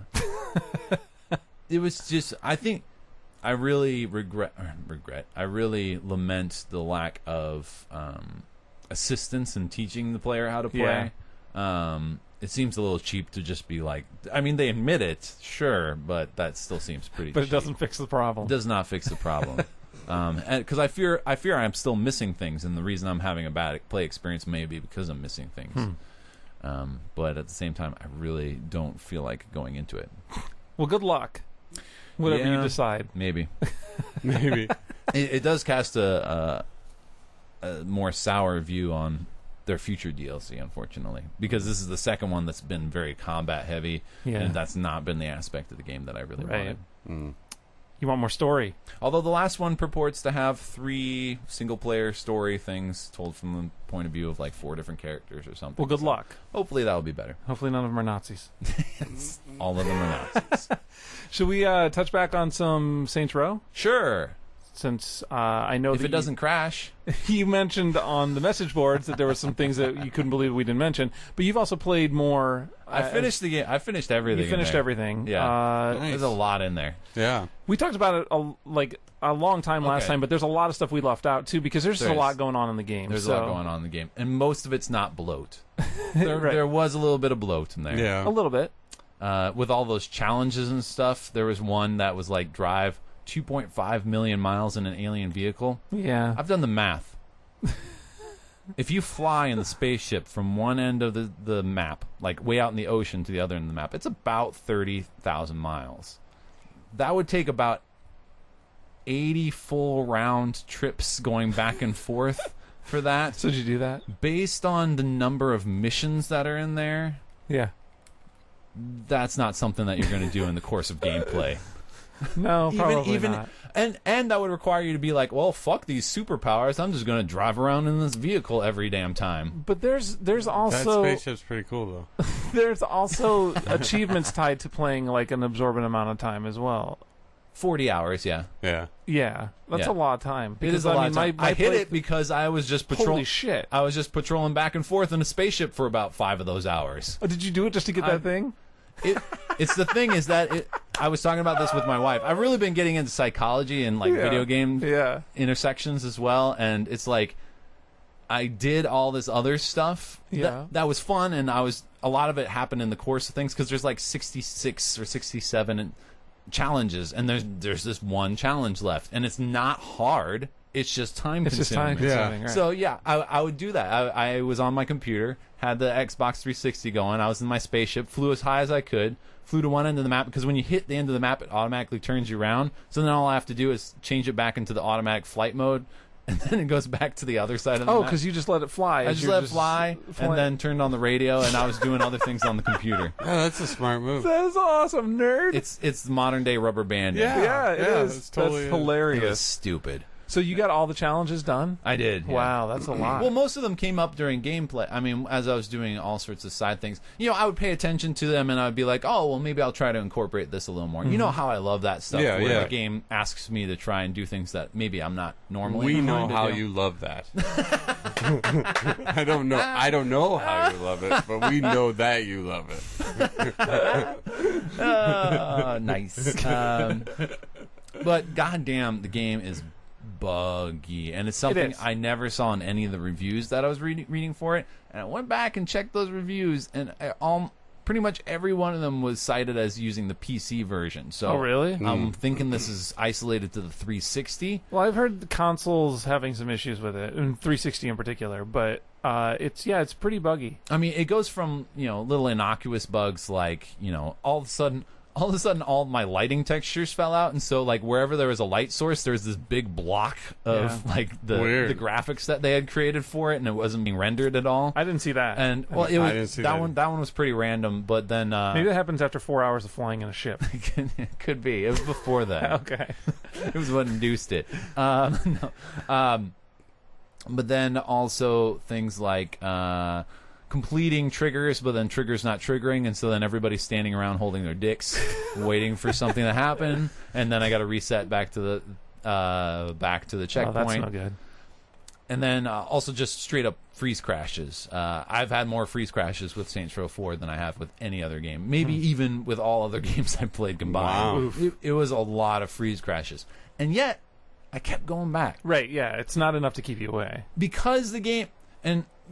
This is not me trying to be an apologist. It's me actually being very curious about this, because the amount of yelling I made at Grand Theft Auto 4, yes, which was less buggy, just poorly designed, and maybe that's part of it. But no, being buggy is not excusable. I don't excuse game makers leaving bugs in. In fact, I think it's shitty. Yeah. But doing the stuff to get back to that point was not unfun for me. Yeah. It wasn't a chore. It didn't feel like a chore most of the time. Right. Yeah. I mean, none of it was ever like, I almost got to the end of this platforming rift and then it froze on me, thankfully, because then it would have been maybe a little more of a chore. But yeah, most of it I was like, oh, okay, I can do that again. That's pretty fine. Mm-hmm. I may have experienced bugs in the game and just thought it was the VR world I was in. That's probably the guys that they would hope that you would have. Yeah. I think some of that stuff is in there like that on purpose. Well, at first I was like, is this lighting texture thing? But it's very different from the sort of bugs that they put in there. Yeah, exactly. Like it was pervasive and it was everywhere, and it looked really bizarre because like it was like this flat panel and it would rotate with me as I walked around. And, but that aside, you enjoyed it, right? I mean, I obviously, you loved it. I really liked the game. I did. It's I went through everything. And again, maybe it was that build up of sort of love for the game before that made me be like, you know what, I can do this 2.5 million in a spaceship. No, seriously, it's like, it's giving me enough. That's crazy, though. It's giving me enough. I'll give it this one. That's crazy, though. I know. Do that. It's funny though that you just bounced around in it. I got the idea off the internet, and I'm like, all right. Thanks, internet. Yep. It allowed me to listen to radio stations a little bit more too, like that classical station. I didn't realize that was being hosted by Zinyak, and he does like dramatic readings of like Shakespeare and stuff on there, and there's some pretty funny stuff on. Yeah, we didn't even talk about the music stuff last time because there's a lot of music in there. It felt like at first there was a lot of music, but then it started repeating. So it seemed pretty shallow. Yeah. To me. Yeah. a lot of it seemed shallow. It's more shallow than, say, a GTA, yeah. Correct. I would agree with that. And some of it may have been the randomization, because I'm pretty sure I got to recycling songs, because I think it randomizes how things are put together. Because I'm pretty sure I got to recycling songs before all the songs, because you can go in and make a mixtape. Yeah. And I knew there was more songs than that on the radio station. And I would seem to go into a mission and come out, and it would be back like to like one of the songs that were like at the top of the list. Yeah. And so if I was halfway through that playlist, and now it's back at the top of the list, so I was seeing a lot of duplication that way too. Oh, okay. Like you're saying, where it was resetting it almost. Sure. But yeah, I mean, there were some fun songs in there, but they're less fun the 400th time that you hear it. Yeah. I really thought they did a great job with like some of the story moments with their songs. Yeah. There are some awesome moments in there with the song. right. It would change, momentum would change, and then a song would kick in that really worked for it. Yeah. If you were old like us. It's well, there are fun winks at the audience. You know? It's like, oh, we got this crazy stuff happening. What if we add this to the soundtrack here? Yeah. Yeah, exactly. I thought that was I liked that as well. Cool. Mm-hmm. Yeah, I really liked the game. Good. Which is bizarre, because it is a terribly buggy. Yeah, it is. It was rushed out, and I think I can confidently say that. I wouldn't view it as a game that you would enjoy either. But No, I guess it is more of a over the top cartoony GTA. There's a lot of psychological outs for me. Yeah. You know, because it does go further over the top. It's not relying on me to use a really shitty transportation system. Right. It's gives me a mental out for the criminal acts that I'm committing. Seriously, Exactly. I know. I mean, I like the hero games more than I like the villain games. Right. And as much as they tried to tell me Nico was a hero, fuck him. I agree with you 100%. That was my issue with that game. Yeah. He's not a hero. No. You have not grown up with this game. He is still a fucking criminal. He's terrible. He's a bad person. He is a bad person who has terrible friends. That why the fuck? But I think that was another thing, was that there are distinct side missions and main missions, whereas with GTA 4 everything was basically a main mission. Yeah. You had to do everything. They made you feel like everything was important. Friends stuff. Well, because I didn't know what to do next in order to continue the story on, and so I would just clean up everything. Yep. And so, I think I bitched about this when I first talked about it. That Irish family. I'm like, these are a bunch of fuck ups. Nothing they do goes right. I have no connection to them, and I felt robbed. I mean, I felt like I was being taken hostage. It's like, you got to go help these guys. These guys are your friends. I'm like, fuck these guys. I want to shoot them in the back of the head when they're driving around. Wouldn't it be great if there was a game that let you do that? Like you're doing these missions, and then all of a sudden you're like, no, fuck these guys. And you take them out, and then they're done. Yeah. You don't do anything with them anymore. You can kill like NPCs. Yeah. That'd be great. Yeah. Take note, GTA 5. Roman, You got a week and a half. Roman would never have made it. That guy I would have ran him over. Anyway, all right. let's stop talking about this. Let me talk about the Bureau, XCOM Declassified. I finished it. It was not good. I didn't enjoy what I was playing last time, like for the most part. The end. Why does this make me want to play it more? I don't know. That happens. I was thinking about that before, is that when there's a game that's like that I'm trying to remember how I was contextualizing it before. When there's a game that I don't like, like, and that it plays terrible. Oh, I think I'll mention it probably when we get to Splinter Cell Blacklist. Okay. Mm-hmm.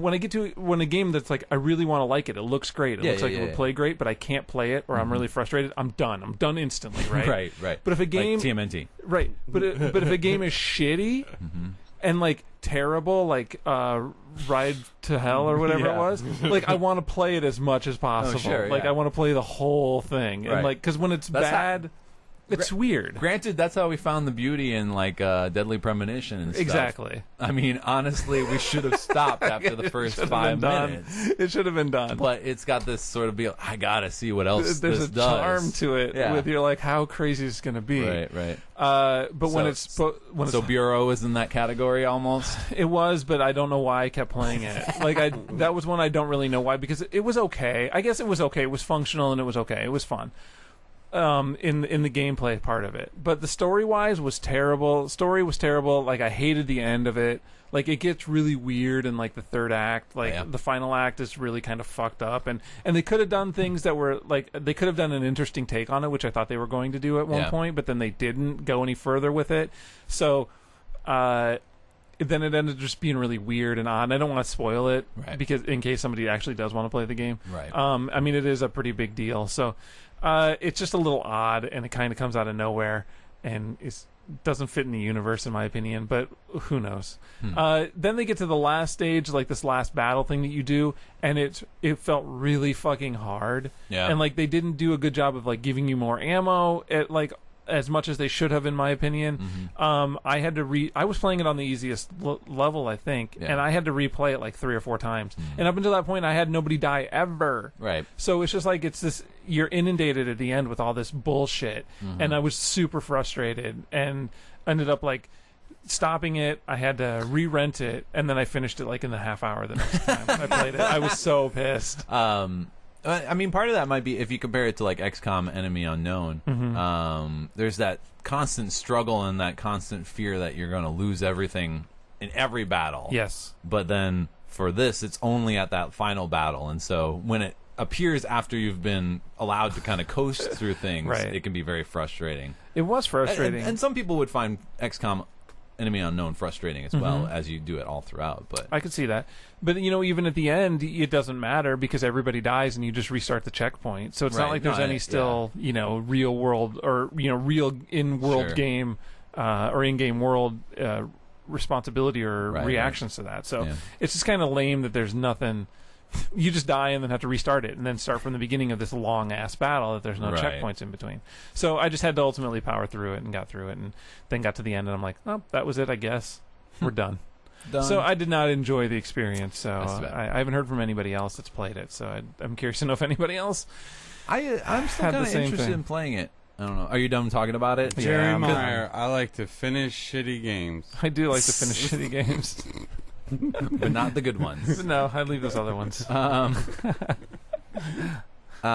Just wanted to make a brief mention. I don't know if you guys heard this. XCOM Enemy Unknown's getting a huge DLC, Enemy Within, which is so big. It's like a $30 DLC on the PC, but it's so big that you can't really do it as DLC for the consoles because it's all discs and all that. So they're doing a re-release for $40. So it comes with Enemy Unknown, all the DLC, and then this Enemy Within. So I'm a little miffed about the sort of pricing issue there. Yeah. But I understand that it's so massive and so intrusive that you can't do it as DLC on a console system. It's pretty big. So, I mean, they're adding a bunch of maps. Why wouldn't they break it up? Why couldn't they do multiple pieces? Do 3 DLC packs? What? Nothing. I don't know. Nothing. Is that not a good question? Well, you're asking the wrong person. Why? One. Well, he had nothing to do with the game. No, I'm not yelling at him. I'm I'm not saying you're yelling at him. I'm just trying to offer, like, well, this is ways that they could have fixed it, I would think. But maybe they can't. Maybe it's all integrated and they can't. It is pretty integrated because they have a bunch of maps and all that stuff. But then basically you get to toy with sort of your morality and how you treat your soldiers as well, because you can sign them up for basically getting mech operations so that they're kind of implanted into these giant battle suits. Nice. Or you can also integrate like organs and stuff from the aliens that you capture so you can augment their abilities. Whoa. So like snipers can, like the demo I saw, the snipers can get like super jumps, so it doesn't matter if there's a ladder or not, they can just jump up to the top of that roof. And then one dude had like a mental resistance, so like if somebody tried to attack him with a psychic attack, it did a backlash back at the person. Nice. And all that. So there's a lot of cool stuff coming down. So I'm getting excited about playing that. That sounds So it's awesome. coming out as a disc release for the consoles. Yeah. And for when's it come out, do you know? Pretty soon. Okay. I think I don't know the exact date. Maybe it's November. Possibly. Well, if it comes out, I can rent it. Who cares?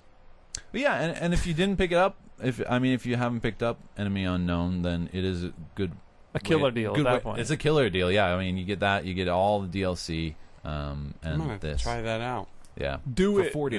Yeah, too. that sounds awesome. Not even full typical retail price. Good Because deal. I really like that turn-based game. That there turn-based game. That there turn-based game. a great game. Fun game, It's man. great. I was like, no! All my guys were all like X-Men, and it was awesome. Well, Danny Moonstar. In all this gritty realism, can we talk about Rayman Legends then? Yes. All right. So Rayman Legends, I believe it sells for $60, typical retail. I rented it. It comes from Ubisoft Montpellier. Probably mispronouncing the French there. Nobody knows. It's part of the long-running, not even the French. Nope. Long-running platformer series. The first game, I believe, set down in 1995. And like Rayman Origins, which came out just a couple years ago, it returns to the original game's sort of 2D side-scrolling format. It's a fast-paced action side-scroller.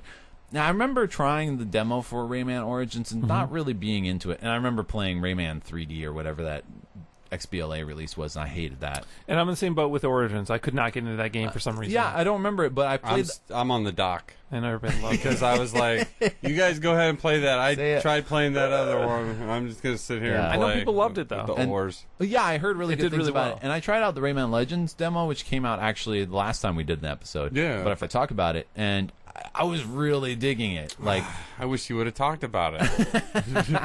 Sean would have downloaded the demo and not played it.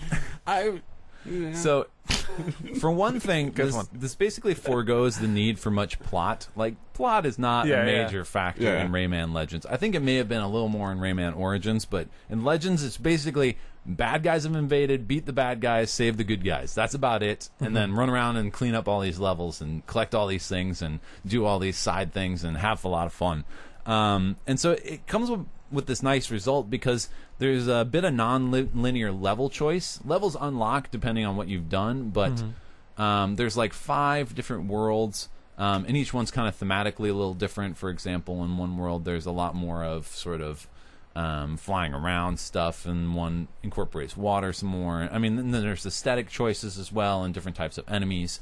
But they kind of unlock asynchronously across the different worlds. So if you're getting sick of like, man, I just don't want to do another flying level, you can run over to World 3 and try out some of their levels there and start unlocking, and you're still continuing to unlock things as you're playing through it. And there's an increasing difficulty level. Basically, your level select is a painting gallery, and so you jump into the paintings, and below the paintings are a number of skulls, and that indicates how difficult it is. And like they're Mario 64. They're pretty. I don't know. They're pretty good indications. Oh, sure. They're pretty good indications. Was that the one where he had the stupid water hose on his back, or what? No. Oh, okay. Mario Sunshine. That's what I'm thinking of. Stupid. I'm not talking about stupid Mario Sunshine. That's all I could think of. It's a bad title. Paint there, wasn't it? It's a bad game. Sorry. No, it's okay.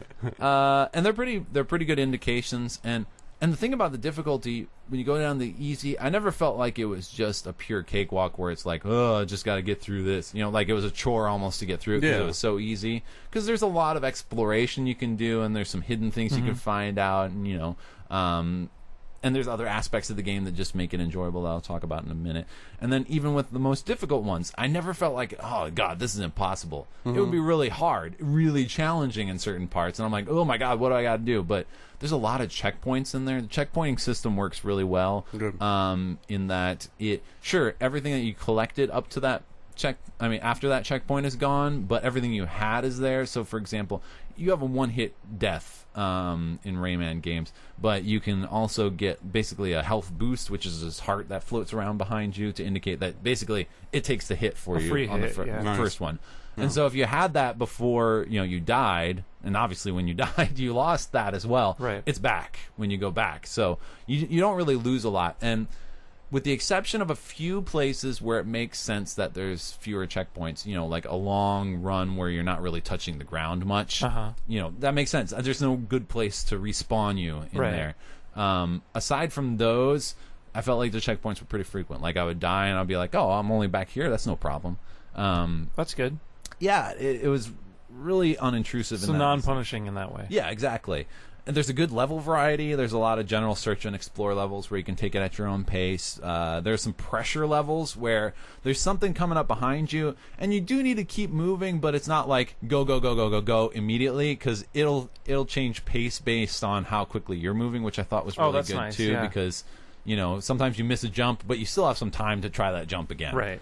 There are some time trial level ones. Those are the invaded levels, which basically brings enemies from other worlds into this level, and then it's you have to try to get to the end in the shortest amount of time.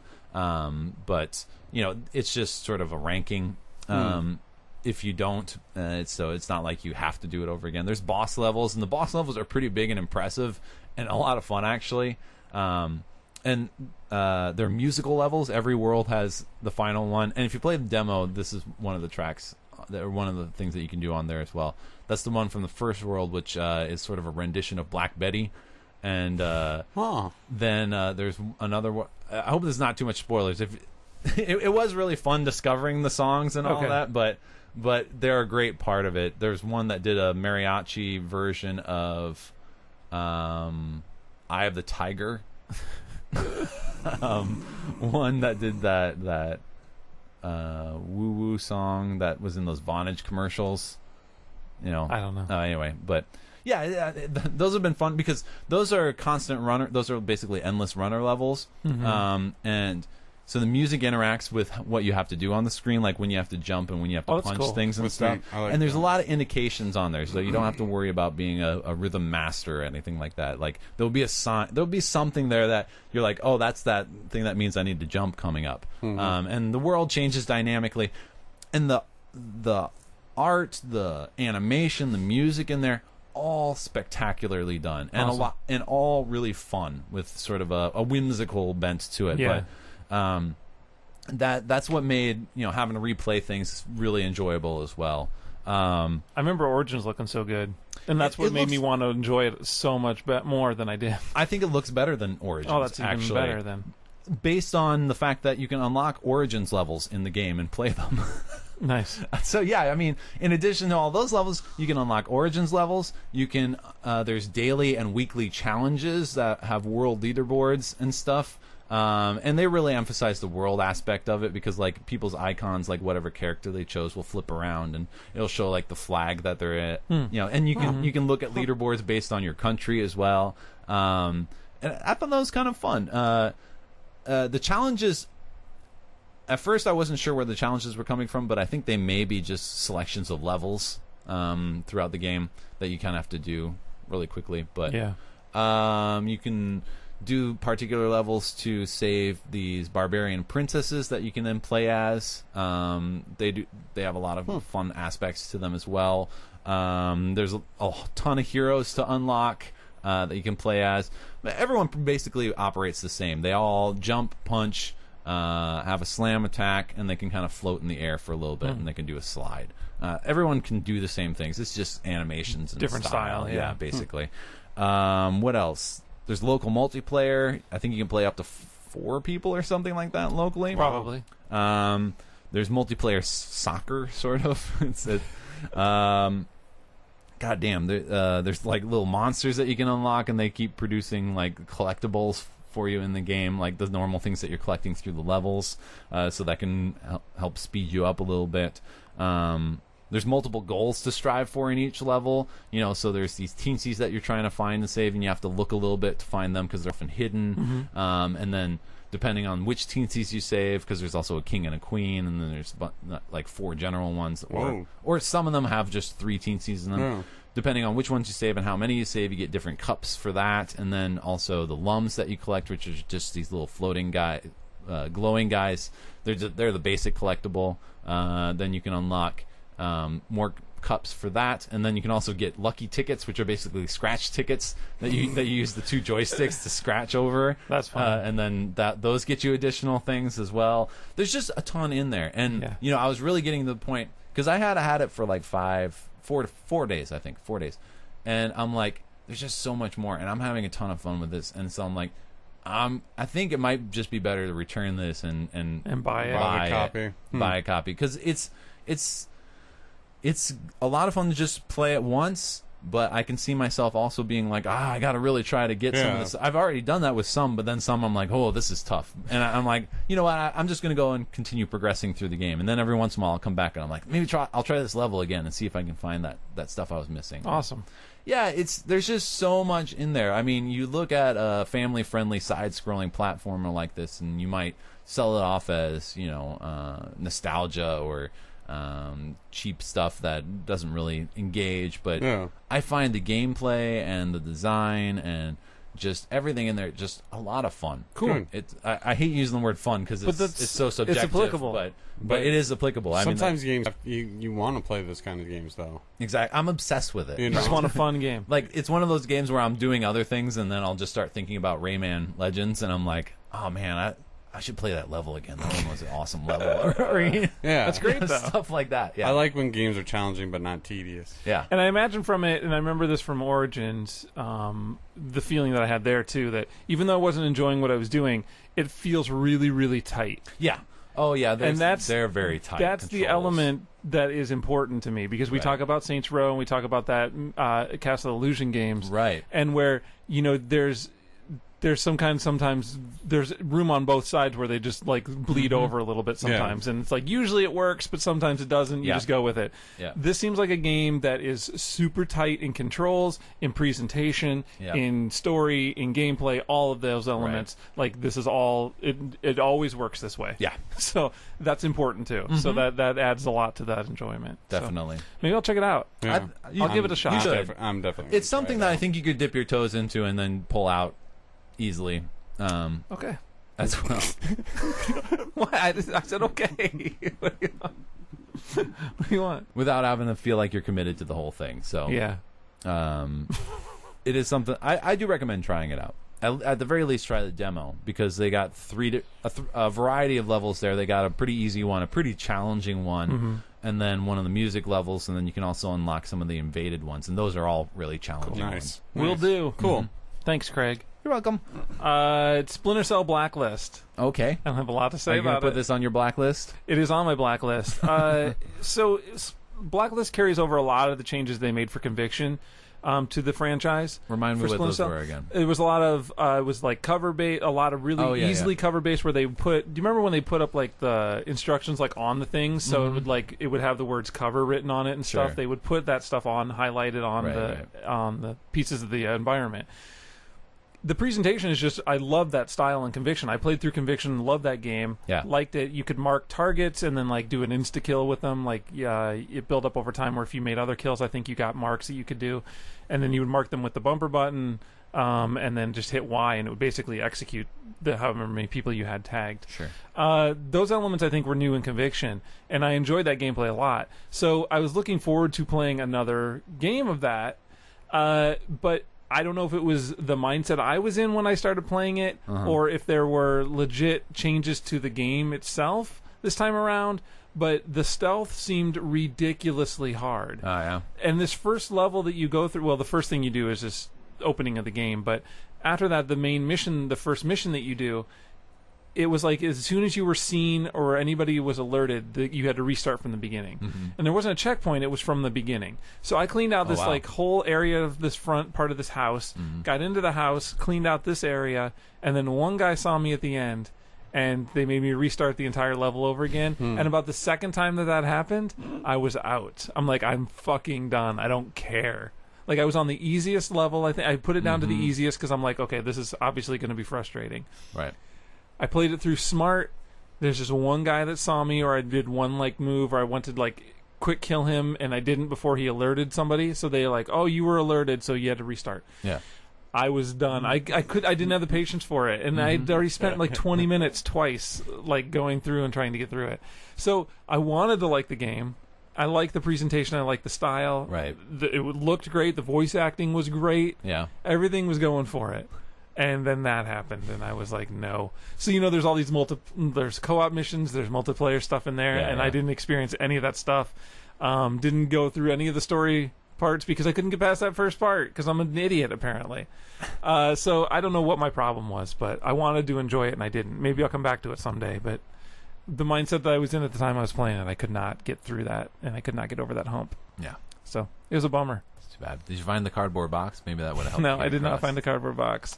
I had to kill a dog. That bummed me out too. Cardboard that box. bummed me out. Saints Row cardboard box. Well, that's actually a reference to another game. I know. Oh, okay, good. I know. Just make it sure. I know, but I'm just saying. Okay. He knows Snake in a Box. Snake in a Box. It's okay. We got Diablo, right? Diablo. Let's talk about Diablo. Finally making its way on the consoles for the first time. in the franchise. Came out on the PC a little over a year ago. I think so. Yeah. Almost a year and a half ago, something like that. Last year sometime. You're lucky you missed out on that from what I remember hearing. Was there a lot of problems back when that launch happened? Well, here's one thing that the PC players are really still up in arms about, especially with the console, because the console, you do not have to be online. The PC one, and a lot of the problems came from an online, the always online thing. So if they were updating servers or servers down, they're still not allowed to go offline. You would think that with the release of the console, they had done something. Nope. They would have done something. So it's action adventure. It's an RPG. ARPG. Yeah, dungeon crawler. Similar to, I think, the Torchlights of the world are become because of Diablo games. Right, exactly. So this is my first experience with actual Diablo proper. I think I may have played the first Diablo on like PC. old. Yeah. So I don't really know reference-wise what has changed. I don't really know what's changed a lot from the PC to the console version that we have now, other than obviously the always online thing not being a requirement. I also don't know what would have changed from Diablo 1 and 2 to 3, so I don't. So know that those are my caveats going into these things that I'm talking about. You are with the completely game. uninformed I consumer. am. So just so everybody knows, but it's not attached to Doom at all. Then it is not attached to Doom. Then I don't know shit about this game. I'm fucking loving it though. I love it. I think it's really cool. If GTA wasn't coming out in a week, I would be buying this game right now. What are you rolling your eyes about? About GTA? Yes. But that's going to take up so much of my time that I know this is just going to sit there anyway. That's the problem. I know, but this is going to sit there. Moving on. I could put so much this time into this. discussion will come up later. Yes, it will. So many next episode, maybe? Well, in the next episode after that. So there's 6 classes you can choose from in the game. You have Barbarian, Wizard, Monk, Witch Doctor, and Demon Hunter. That's only 5, so not 6. I started my first game with Demon Hunter, which is more like the thief, rogue, ranger kind of character with the crossbows and things like that. Yep. So I want to do a range attacker. This is very atypical for me in these kind of games. I have since created 2 more characters and played through multiple hours with both of them as well. That is which normally does not happen with these games. That's like my territory. I know. Yeah. So, and I thought about that at the beginning. I'm like, well, I'm just going to play this person, blah, blah, blah. As I was playing through with that character, I was like, I wonder how these other characters play, Because it'd be completely different. Yeah. Mm-hmm. And in the game, you play through, and obviously you can play singly. There is a single... I shouldn't say single player because it's just the one campaign you play through, but you can also play up to 4-player co-op, locally or online. And so you have to cooperate, or can everyone just kind of be running around the world? I think you can run around in your world because I did a little bit of co-op last night with somebody else, another friend of mine. So it was just the 2 of us. You have another friend? I have a friend. I don't know about another. I see. You're excluding us. I jumped into his game. And I was just in his town, and it had a portal thing that allowed me I could teleport to wherever he was at in his game currently. So I think I could run around independently and do whatever I wanted to do, and then just join him at any time. It's a lot of fun. I love this game. I love the streamlined nature of this game and the non-thinking that I have to do with it. And the leveling up and getting powers automatically. Because as you level up and gain experience, you unlock abilities that are automatic, and they're unlocked by levels and not by necessarily where you're putting or allocating points. Right. Mm-hmm. All of the points and your strength and your attributes are all generated by your predetermined skill tree. Exactly. Yeah. And they're all generated. All of your points and attributes are generated by the equipment you're using and the armor you're using. And so I see. So you're picking up, I mean, it's a loot fest game, so you're picking up shit all the time. So is it kind of similar to like like Oblivion, where you're going to jump a lot so that you can increase your, like, the thing that you're doing is going to be increased? Is that what you meant by what equipment you're carrying? Well, the equipment will have other modifying abilities on it. So it'll be, your armor is going to be, whatever number that is, that's going to ultimately determine, like, so the different pieces of armor, because there's, 15 different categories, because you have rings and necklace and a helmet and bracers and boots, and so there's all these different things, and all of those combine together to give you your number of your armor number. But there's nothing like when you level up, you get, here's points you can put into like your vitality or your strength, or like a normal RPG, which sometimes I put so much emphasis on that and feel like I'm doing the wrong thing. And so I get my OCD takes over and I don't want to deal with it. So this is so much easier when I can look at just raw numbers and say, this number is higher, this is a better piece of equipment. I changed to this. And now I don't have to worry about like my powers and abilities and my skill trees. And that's all automatically. So you have multiple different attacks and abilities that unlock by level numbers. So when you go up in this level, you now get this attack that you can use. So you start the game and you can only make attacks with your A button, which is your base attack. I think your next level you go up to, you unlock your next ability, which unlocks an ability that's triggered to your Y or your right trigger. And then there's attacks on XBLA, right trigger and right bumper. So eventually you unlock abilities in all of those different areas that you can now use these different attacks, and each one of those has 3 or 4 different things that you can choose from as you level up and get different abilities. Do they have things like cooldown timers and stuff? Some of them do. Some of them are, and see, here's the thing where each character operates differently, and that's what made me want to play other characters. Because the Demon Hunter you're using has this system where it's hate, and I can't remember what the other one's called. It's like 2 different things that she draws from that she uses her powers. And I can't remember what the other discipline is. It might be discipline. It might be hate and discipline. And so her different powers use those different abilities, and then they regenerate over time. And so some of them obviously use more. Doing attacks builds up those things. And so that all plays into it. So I was like, well, how does that work with somebody else? Like, the mage, and they use mana, and they're using it a different way. And the barbarian has this rage meter that she builds up, and that you build it up by doing attacks, and then use it by using her special attacks. What were you playing when you played the game? The monk. See, that's another one. I'm like, I want to know how that guy plays. Is it awesome? Well, he doesn't like getting his hands dirty. What is? Is that a monk joke? The show? Anyway. Okay, I got it. I was funny. I'm trying to think of like fighting monks, and I'm like, is there some stereotype he's playing on there? Some monk stereotype? I know. So he's all close combat, no, right? Yeah, very much. She is. So I'm she playing. Is. Oh, you're she. Okay. So how much have you played? I got through. I went through the first town, went to the cathedral, and that's about as far as I've gone, really. Okay.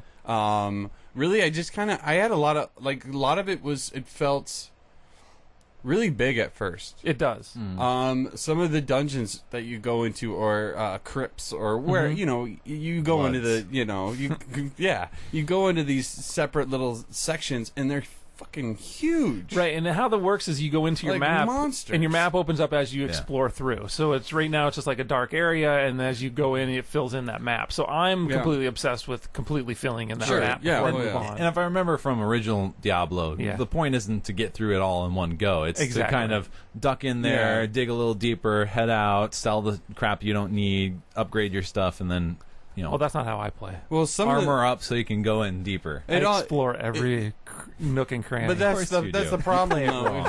It's like I'm kidding you. What I really enjoyed about the game is like early on is like you go out and you start kind of wandering your map.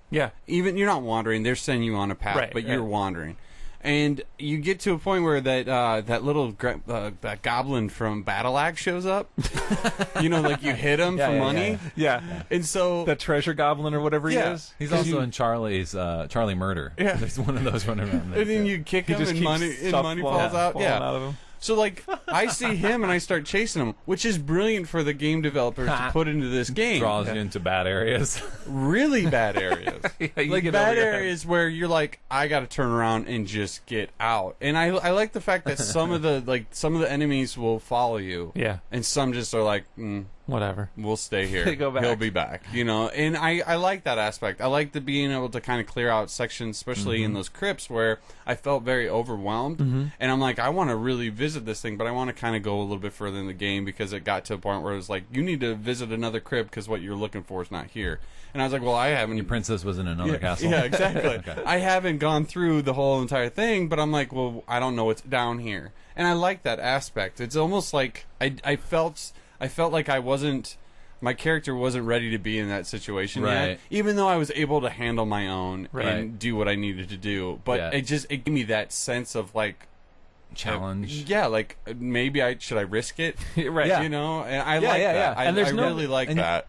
And the level you play on, when you die, what happens is your weapons and armor and stuff takes a little bit of damage, and then you can repair it later. But that's really the only problem that you have. And that's very different from like Torchlight, which you were comparing it to earlier, wherein that's a lot more linear. There are a few like scrolls you can get that can unlock levels where sometimes you might be biting off more than you can chew. Yeah. Right. But overall, everything's kind of leveled to suit the character more than likely. I mean, the amount of monsters you have to kill to get to the next level, you're probably going to be at this level by that point.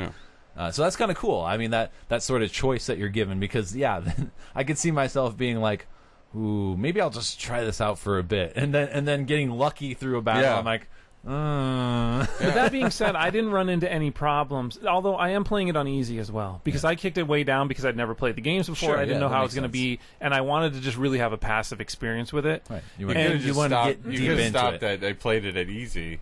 We were fine with that. Can you change the difficulty settings? Yeah, you can. Okay. And there are a billion different difficulty settings. I can't understand the way that they do it. Kind of easy, sort of easy. Well, there's like 3 or 4 at the beginning, and then there's 2 more that are unlocked later on. But then there's different levels within those. Ugh. So I think you can do maybe it adjusts like rules and stuff like that. There are, and so I think that there's different play styles that also have difficulty levels within those. Sure. And so those, I think, even on the hardest, most difficult level, your death is permanent. So you play your character, and when you die, and you have to start a new guy. At that point, which that's terrible. I can't deal with that. But also very exciting for me. To be perfectly and all of those things come with increased better drops as well. So the more difficult you play and the harder everybody is, the more better items are going to be dropped out of things.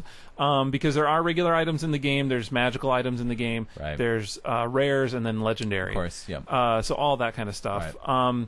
I mentioned loot grabbing. I mentioned before about the abilities that you unlock. In addition to those abilities, there's also runes that are tied to those abilities that are modifiers to those given abilities.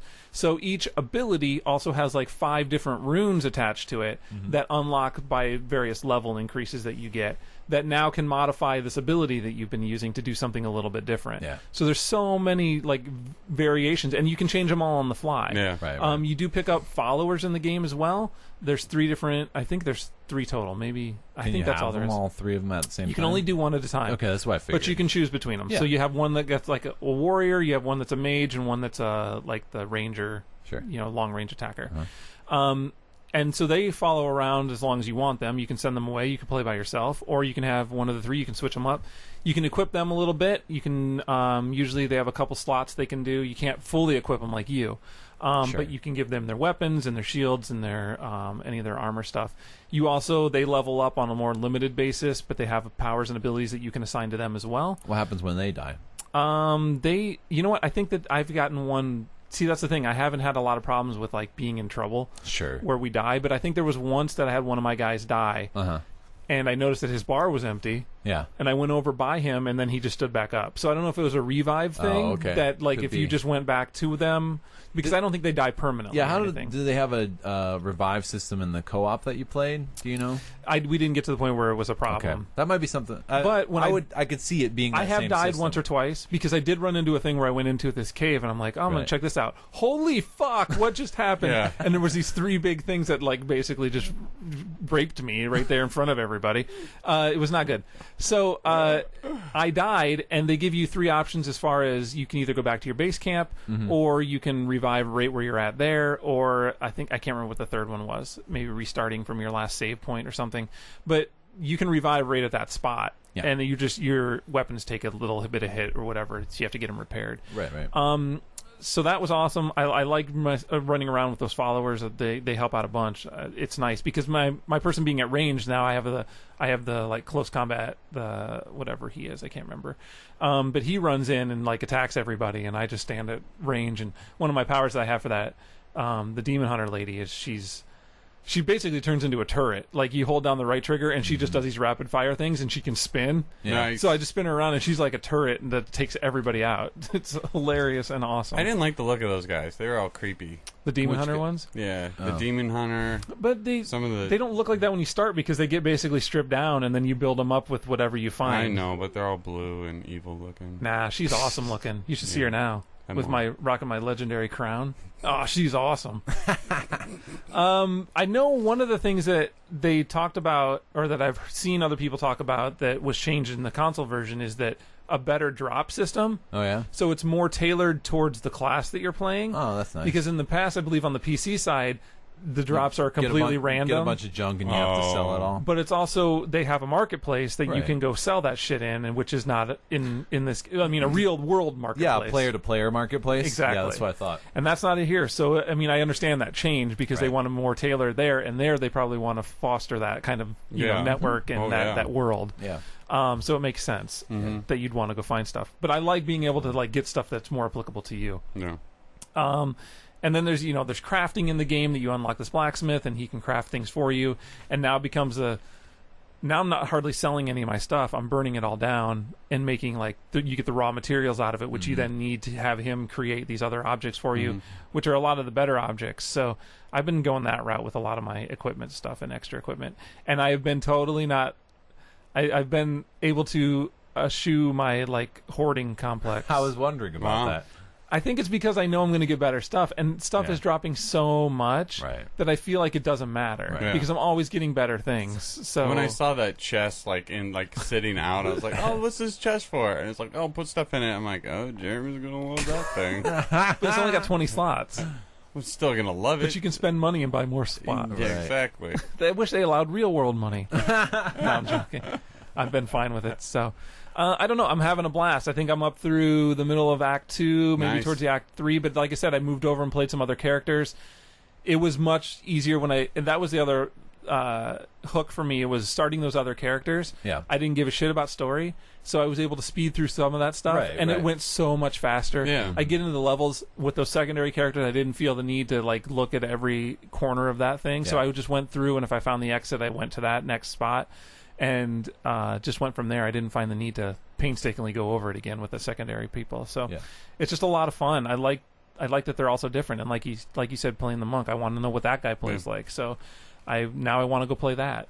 And I'll probably start it. You can have up to 10 characters on there. So that was awesome. Yeah. Another thing you can switch to them really easy. That really grabbed me was on some of these dungeon crawlers, whether or not sometimes they don't have like a quick out.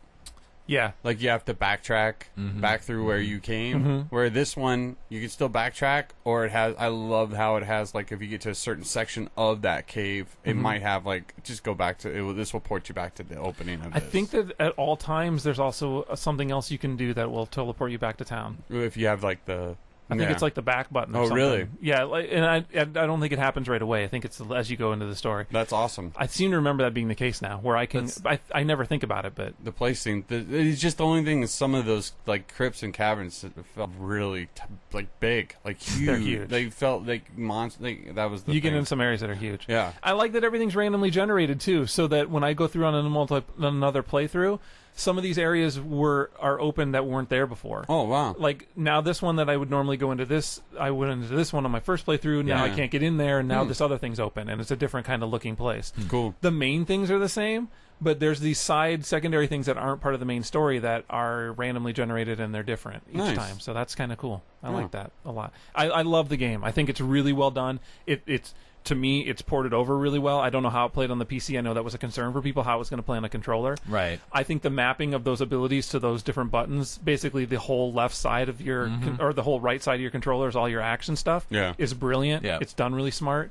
You move around with one stick, you roll with the other. Yeah. It's probably really harder. It's probably harder if you're trying to do the conversion, like coming from PC to play the console. But maybe it sounds pretty simple. I love if that you evade. Oh, that evade on the right stick is awesome. I think it's fantastic. You just it's roll a nice out of the little way. trick, and not trick. It's not like I learned it. And you don't not have any camera anybody. problems. Yeah. So you don't have to worry about having a camera control. That was my first kind of drawback, and kind of pulled me out of the game, is that I couldn't control the camera. But then I kind of went into. What I don't like is when they get into walls and whatnot, and if they have like crates or something down in like a corner, which is covered by a wall. even though your character's clearing out that top part of the wall, the bottom's not. So, like, you see me rolling through, like, all these places breaking stuff, because you get, like, I hate when something says destruction award. If you destruct, I'm like, oh, well, then I'm breaking everything I see. I do too. That's the whole thing. Because if you're going to give me, like, points right off the bat when I start doing it. And try to string it as many together as possible. Yeah. Yeah, it's awesome. Nice. I love the game. I'll probably have more to talk about it because I'm going to keep playing it. And those big For at least boomer a week. things. They're Which gross. I'm like, oh, great, it's going to explode. And then I'm like, oh, this is fucking gross. I know, and I don't even want to tell anybody because that first experience is amazing. I know. Because you're like, oh, that thing's gross. Oh, what the fuck? Yeah, exactly. Oh. It is. It was. I was like, oh, great boomers. And I'm like, oh, those aren't boomers. So enjoy those when you run into them. Yes. Nice. Awesome. Nice. PC side. Let's switch gears here a little bit. No more other disc games, right? No. Okay. I think we're just on you. Yeah. All right. Going to talk about Mercenary Kings from Tribute Games. I don't remember what the cost for the buy-in for the beta is right now because it's currently in beta. Should be coming out in the next few months, though, if they're running according to schedule. I was a supporter of the Kickstarter program for this. Nice. So they sent me a beta key. But you can buy into the beta now? You can buy into the beta on Steam. And oh, shit. I thought other it wasn't places. available anymore. Oh, maybe it was limited time. I have no idea. I'll look into it because I wasn't even looking into it because I assumed that it was not available. I know that it appeared on Steam, and because I already have it, I haven't really followed up on it. Because I would stuff. Yeah. I think you probably should. I agree. Now, I'm not one who participates in betas very often, so that was a bit of a weird experience for me because it is a beta. There are missing features. Like, for example, you go in the main menu. When I first started it up, at least, it might be different now. I can't remember. But, like, the help and options wasn't an option, so I'm like, well, I don't really know how to play the game yet, so I hope I'll figure this out. Yeah. There's updates being added pretty constantly, though, but there are a few bugs. I've had things as innocuous as, like, music cues not being in the right place. Like, so the danger music cue for fighting the boss is strangely on the side of the boss area and not in the middle, and so it turns off and, like, it's weirdly silent. I have had invisible bosses. Oh, that's a problem. Thankfully, Jeremy, you saw I have a mod on my character that allows me to see point values. Yeah. And I knew what type of boss it was going to be in there, and so there's like this floating point value, and I'm like, I think, and then all of a sudden like this fist appears, like because there's like this chain fist that shoots out, and I'm like, oh, so that showed up. I guess he's there, so I beat it. That's funny because I knew its attack patterns and stuff like that, and I could watch it. It wasn't too tough anyway. So that's a bit of a weird experience for me, and just as a caveat for people who do want to get into the beta, it is a beta. Yes, it is not the full-fledged game, but basically it's a side-scrolling action platformer. Tributes are also known for their indie game release on the Xbox of Wizorb and their XBLA release of Scott Pilgrim versus the World, the game. Which we talked about both at length. We have talked about both at length. Yes. And it's pretty much the same team that they have on there, that they've been the same all the time. Notably, lead animator or designer, I don't remember what is his title, and now I've forgotten his name and I didn't write it down. Paul Anderson? That sounds about right. Sure. But not quite right. Anyway, he does a lot with graphic art, and he also has a pretty awesome YouTube video, Kings of Power times 1000 or something. It's this crazy title, but it's this bizarre pseudo game, and it's just like this. It keeps increasing in ridiculousness.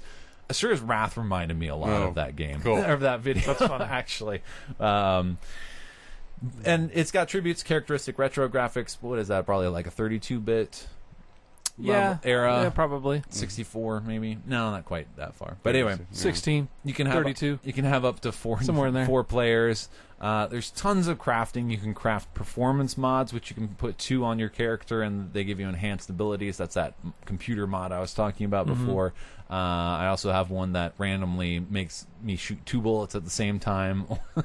And then there's also you can craft knives for the close combat attacks. You can craft gun parts, and then you can craft guns out of the gun parts that you have crafted. Nice. You can craft sort of food things. You can craft some decorative elements for your tents, because you each have a tent if you're playing multiplayer. And then all this stuff is made from the items that are dropped by enemies or found in chests. And while the quality of... Now, this is one caveat here. While the quality of the items does improve with level progression, so I'm in a harder level, these are going to be better items. More higher quality items are going to be for the more powerful gun parts or something like that. There's no real way to know where to get certain items. I have a feeling there is regularity, like a chest will always have this item unless there's like something special about the level. But as, you know, with the wide variety of things there, and if it's like, I want to make this gun part, I need this thing. There's not really an easy way to be like, I need to go farm out. I can go get it here. Yeah. It's just until you stumble across. Right. That hasn't been too big of a problem for me. I tend to just kind of do things as I can do them. And I don't know if that's something that is changeable or will be changed or any factor there. But it is a little bit of a caveat. And putting different gun parts together results in different attributes for the guns. So you don't necessarily have to put all shotgun parts together or all sniper rifle parts together. You can put different parts together. And so based on those parts, they modify this wide variety of stats. So you have like damage, you have range, you have a weight for it. And it took me a while to figure this out, but weight is actually important because if you're weighted down more, you can't jump as far. And there's this... That's fun. I went to this level because they reuse levels a lot of times. The same level design. But things will be changed around in the level. And I'm like, when I first went to that level, I jumped from one rooftop to another rooftop, and I got this box. And then I was doing one where my specific goal was to collect 10 of these items, and 2 of them were on these rooftops that I jumped to before, and I could not fucking do it. And I just kept trying, and I kept trying, and I'm like, I know I've done this before. And then later, when I was back at the camp, I figured out, oh, I'm carrying a different gun now. And this was like a huge, massive, weighty gun. Yeah. And so I stripped it down, and then I went back and played the level, and sure enough, bloop, I jumped right over. So can you get into a situation where you couldn't finish that level then? Yeah. See, that's odd, though. I don't like that. I mean, I could have canceled out of the level and then just gone back once I figured it out, if I had realized it. Yeah, it is a little odd. I don't know, but... in addition to that stuff, there's ammo capacity, rate of fire, reload speed, ammo type as well. So there's 8 different types of ammo, and plus on top of that, you can have elemental damage in the ammo. But there's 8 different types of ammo, and so each gun part will contribute to a percentage for different types of ammo. And if you want to use anything other than the basic ammo in your gun, you have to get one of those percentages up to 100%, and then you can load that ammo in there. And so it's different combinations of gun parts. And so it's this real incentive to really experiment around, and you get some really fucked up and weird looking guns going on. And they've got some crazy guns to begin with. Right. You know, I was showing off my trombone shotgun earlier. I'm sorry, I'm a 3-year-old. Wow. I know. That one took me a while to guess what you were laughing at. And I didn't even do it on purpose. That was just all like, it just happened. Okay. But I like that one. It makes trombone noises when you shoot it instead of bangs and stuff. I have a handgun that shoots incendiary homing rockets that reloads in less than a second that I showed you guys as well. Yeah, that was awesome. The reload that you would do on it. And you couldn't fail the reload. And, you know, for a long time there, I was like... I wasn't paying attention to a lot of the stats. It would mostly be like, what sort of ammo do I want to use, or what's the range, or I was basically just trying to max out damage and all that. And then I built a gun, and I'm like, yeah, this thing is super powerful. It had like maybe 3 bullets in it at a time, and it had a reload speed of about 4 seconds. When you do reload, you hit the right bumper button. It does have controller support. I'm not sure what the keyboard is. It's a platformer, so I tend to defer to controller controls. So on my controller, I can hit the right bumper button, and it brings up sort of an active reload, a la Gears of War. Right. And there's a dead zone where if you do that, it's going to jam up your gun. There's a safe zone where it's going to reload. If you let it go all the way to the end, it's going to reload automatically, but that's a way to reload faster. And then there's a sweet spot where if you do that, then all the bullets that you put into your gun are like supercharged bullets for a period of time. Yeah. And so it was like it took me like a second of waiting before it even got to a safe zone that I could reload it, and it was like so slow, and I'm like, fuck this, and I immediately left and went to change my gun out. And it was then that I'm like, I gotta really pay attention to this stuff.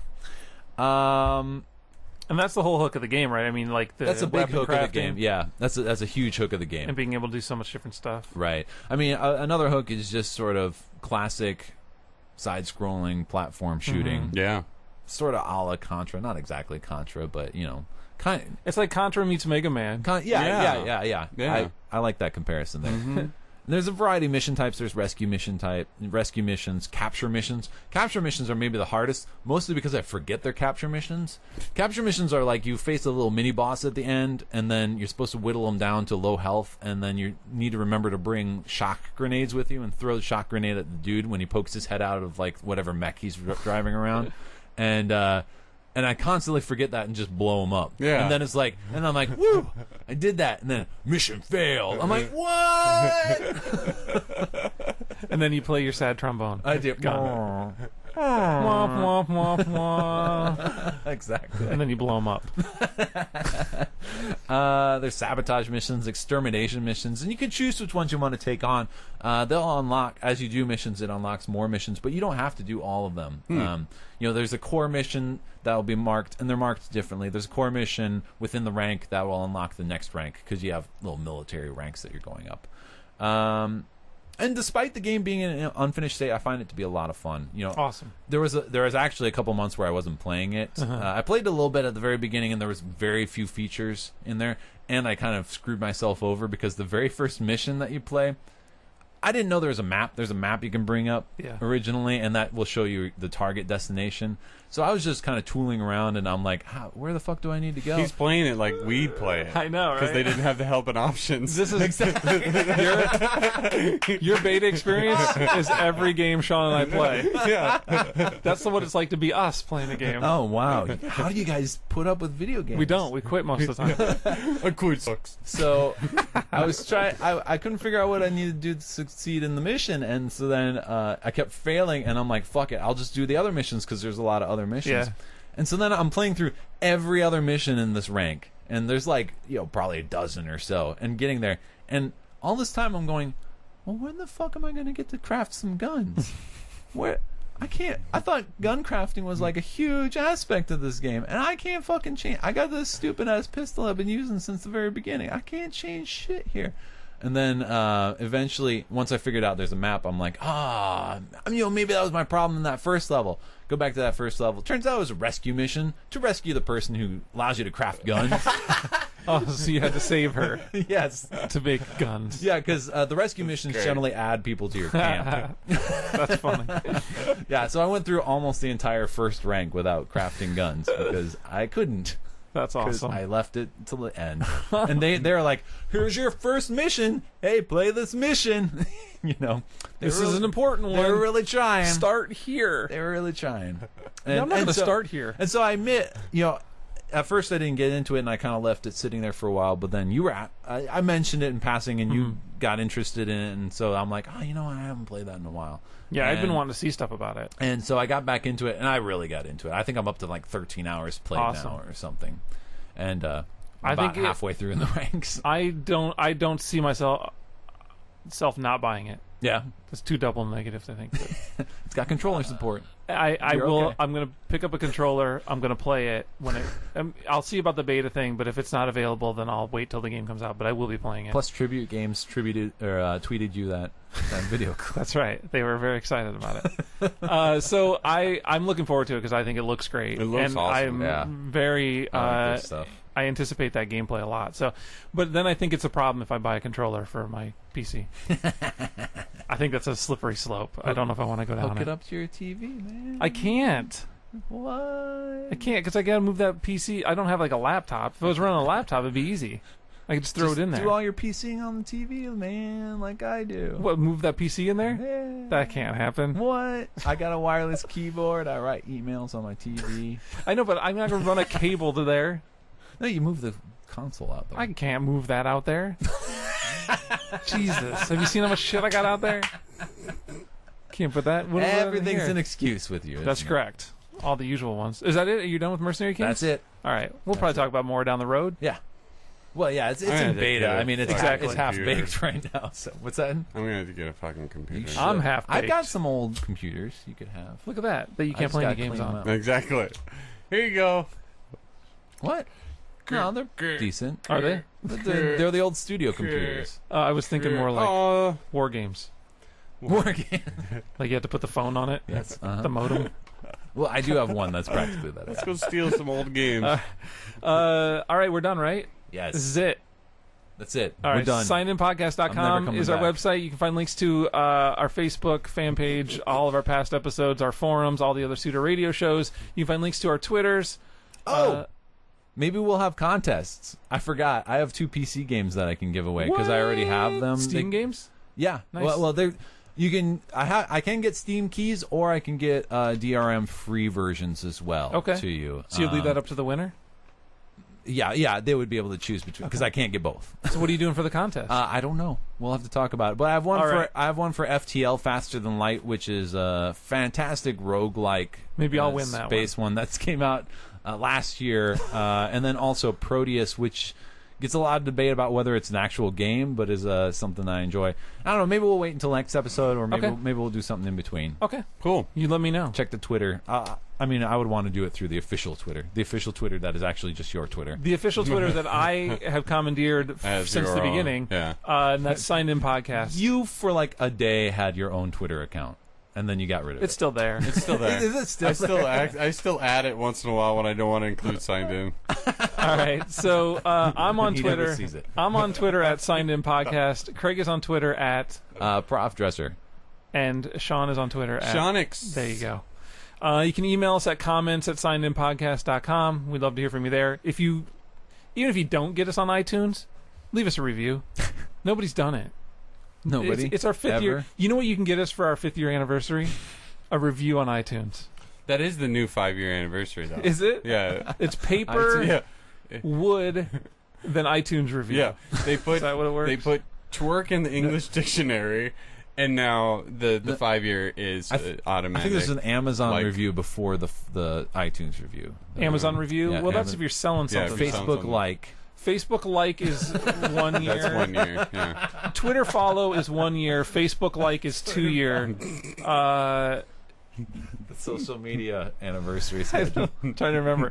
I don't know. And then it might jump to 5. Yeah. And that's the iTunes review. Yes. So if you could leave us a review and a rating, that'd be awesome. 3 and 4 is whatever's the hot mess that month. Whether it's an Instagram follower or if it's a Flickr like or Tumblr, or MySpace, or friending, Friendster. Is there something on Friendster?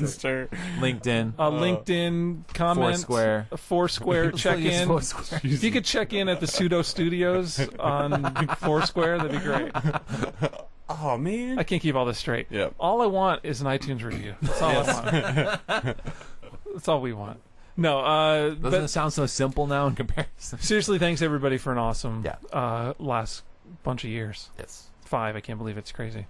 That Speaking of 5, next episode, Grand Theft Auto 5. so sincere. 5, I can't believe it's crazy. I can't believe it's crazy, man.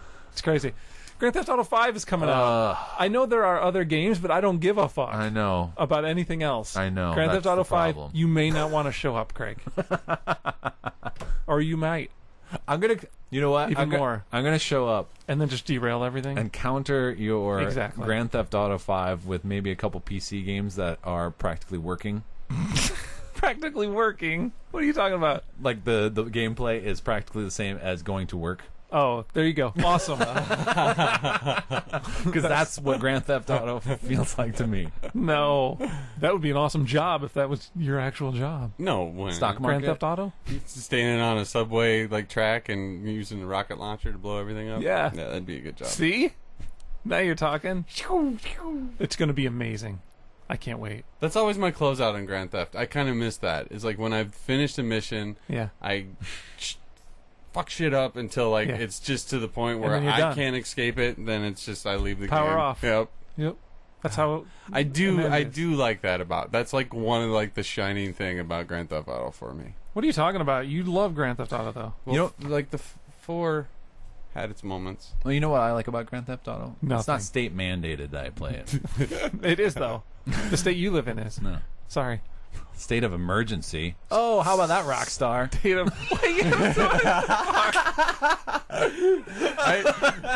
Let's revive that class. You got him. I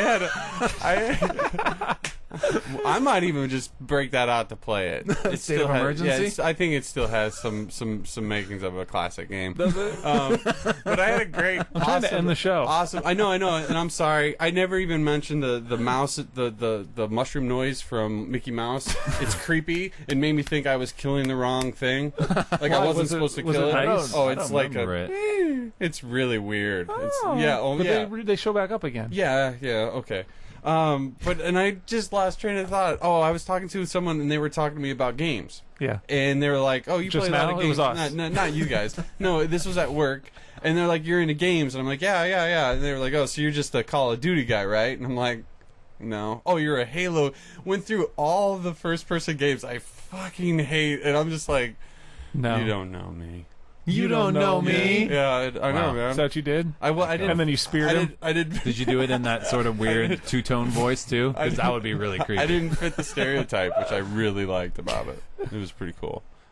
It all Good started job. from a Grand Theft Auto conversation. Grand Theft Auto is next week, and I can't fucking wait. Yep. Eat it. With relish. With relish. Is that it? We done? Yeah, that sounds good. Thanks, everybody. Talk to you next time. Later. Thank you. Bye.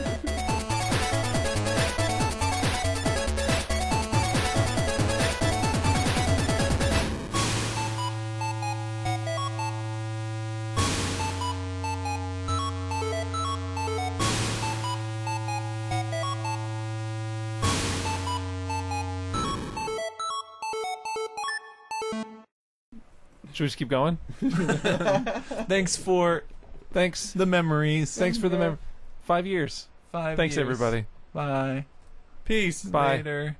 How's it going? We're back. It's like aloha. How many endings could we do? Because we do. I Like, thought this was getting cut. no, no. I'm keeping all of this. I assumed after we ended we were done. No. This is the real one, though. We're Now. staying Well, I in. apologize to all the listeners That's why I stopped for talking. Jeremy's terrible idea. And Thanks, feeding everybody. into it accidentally. They're cut.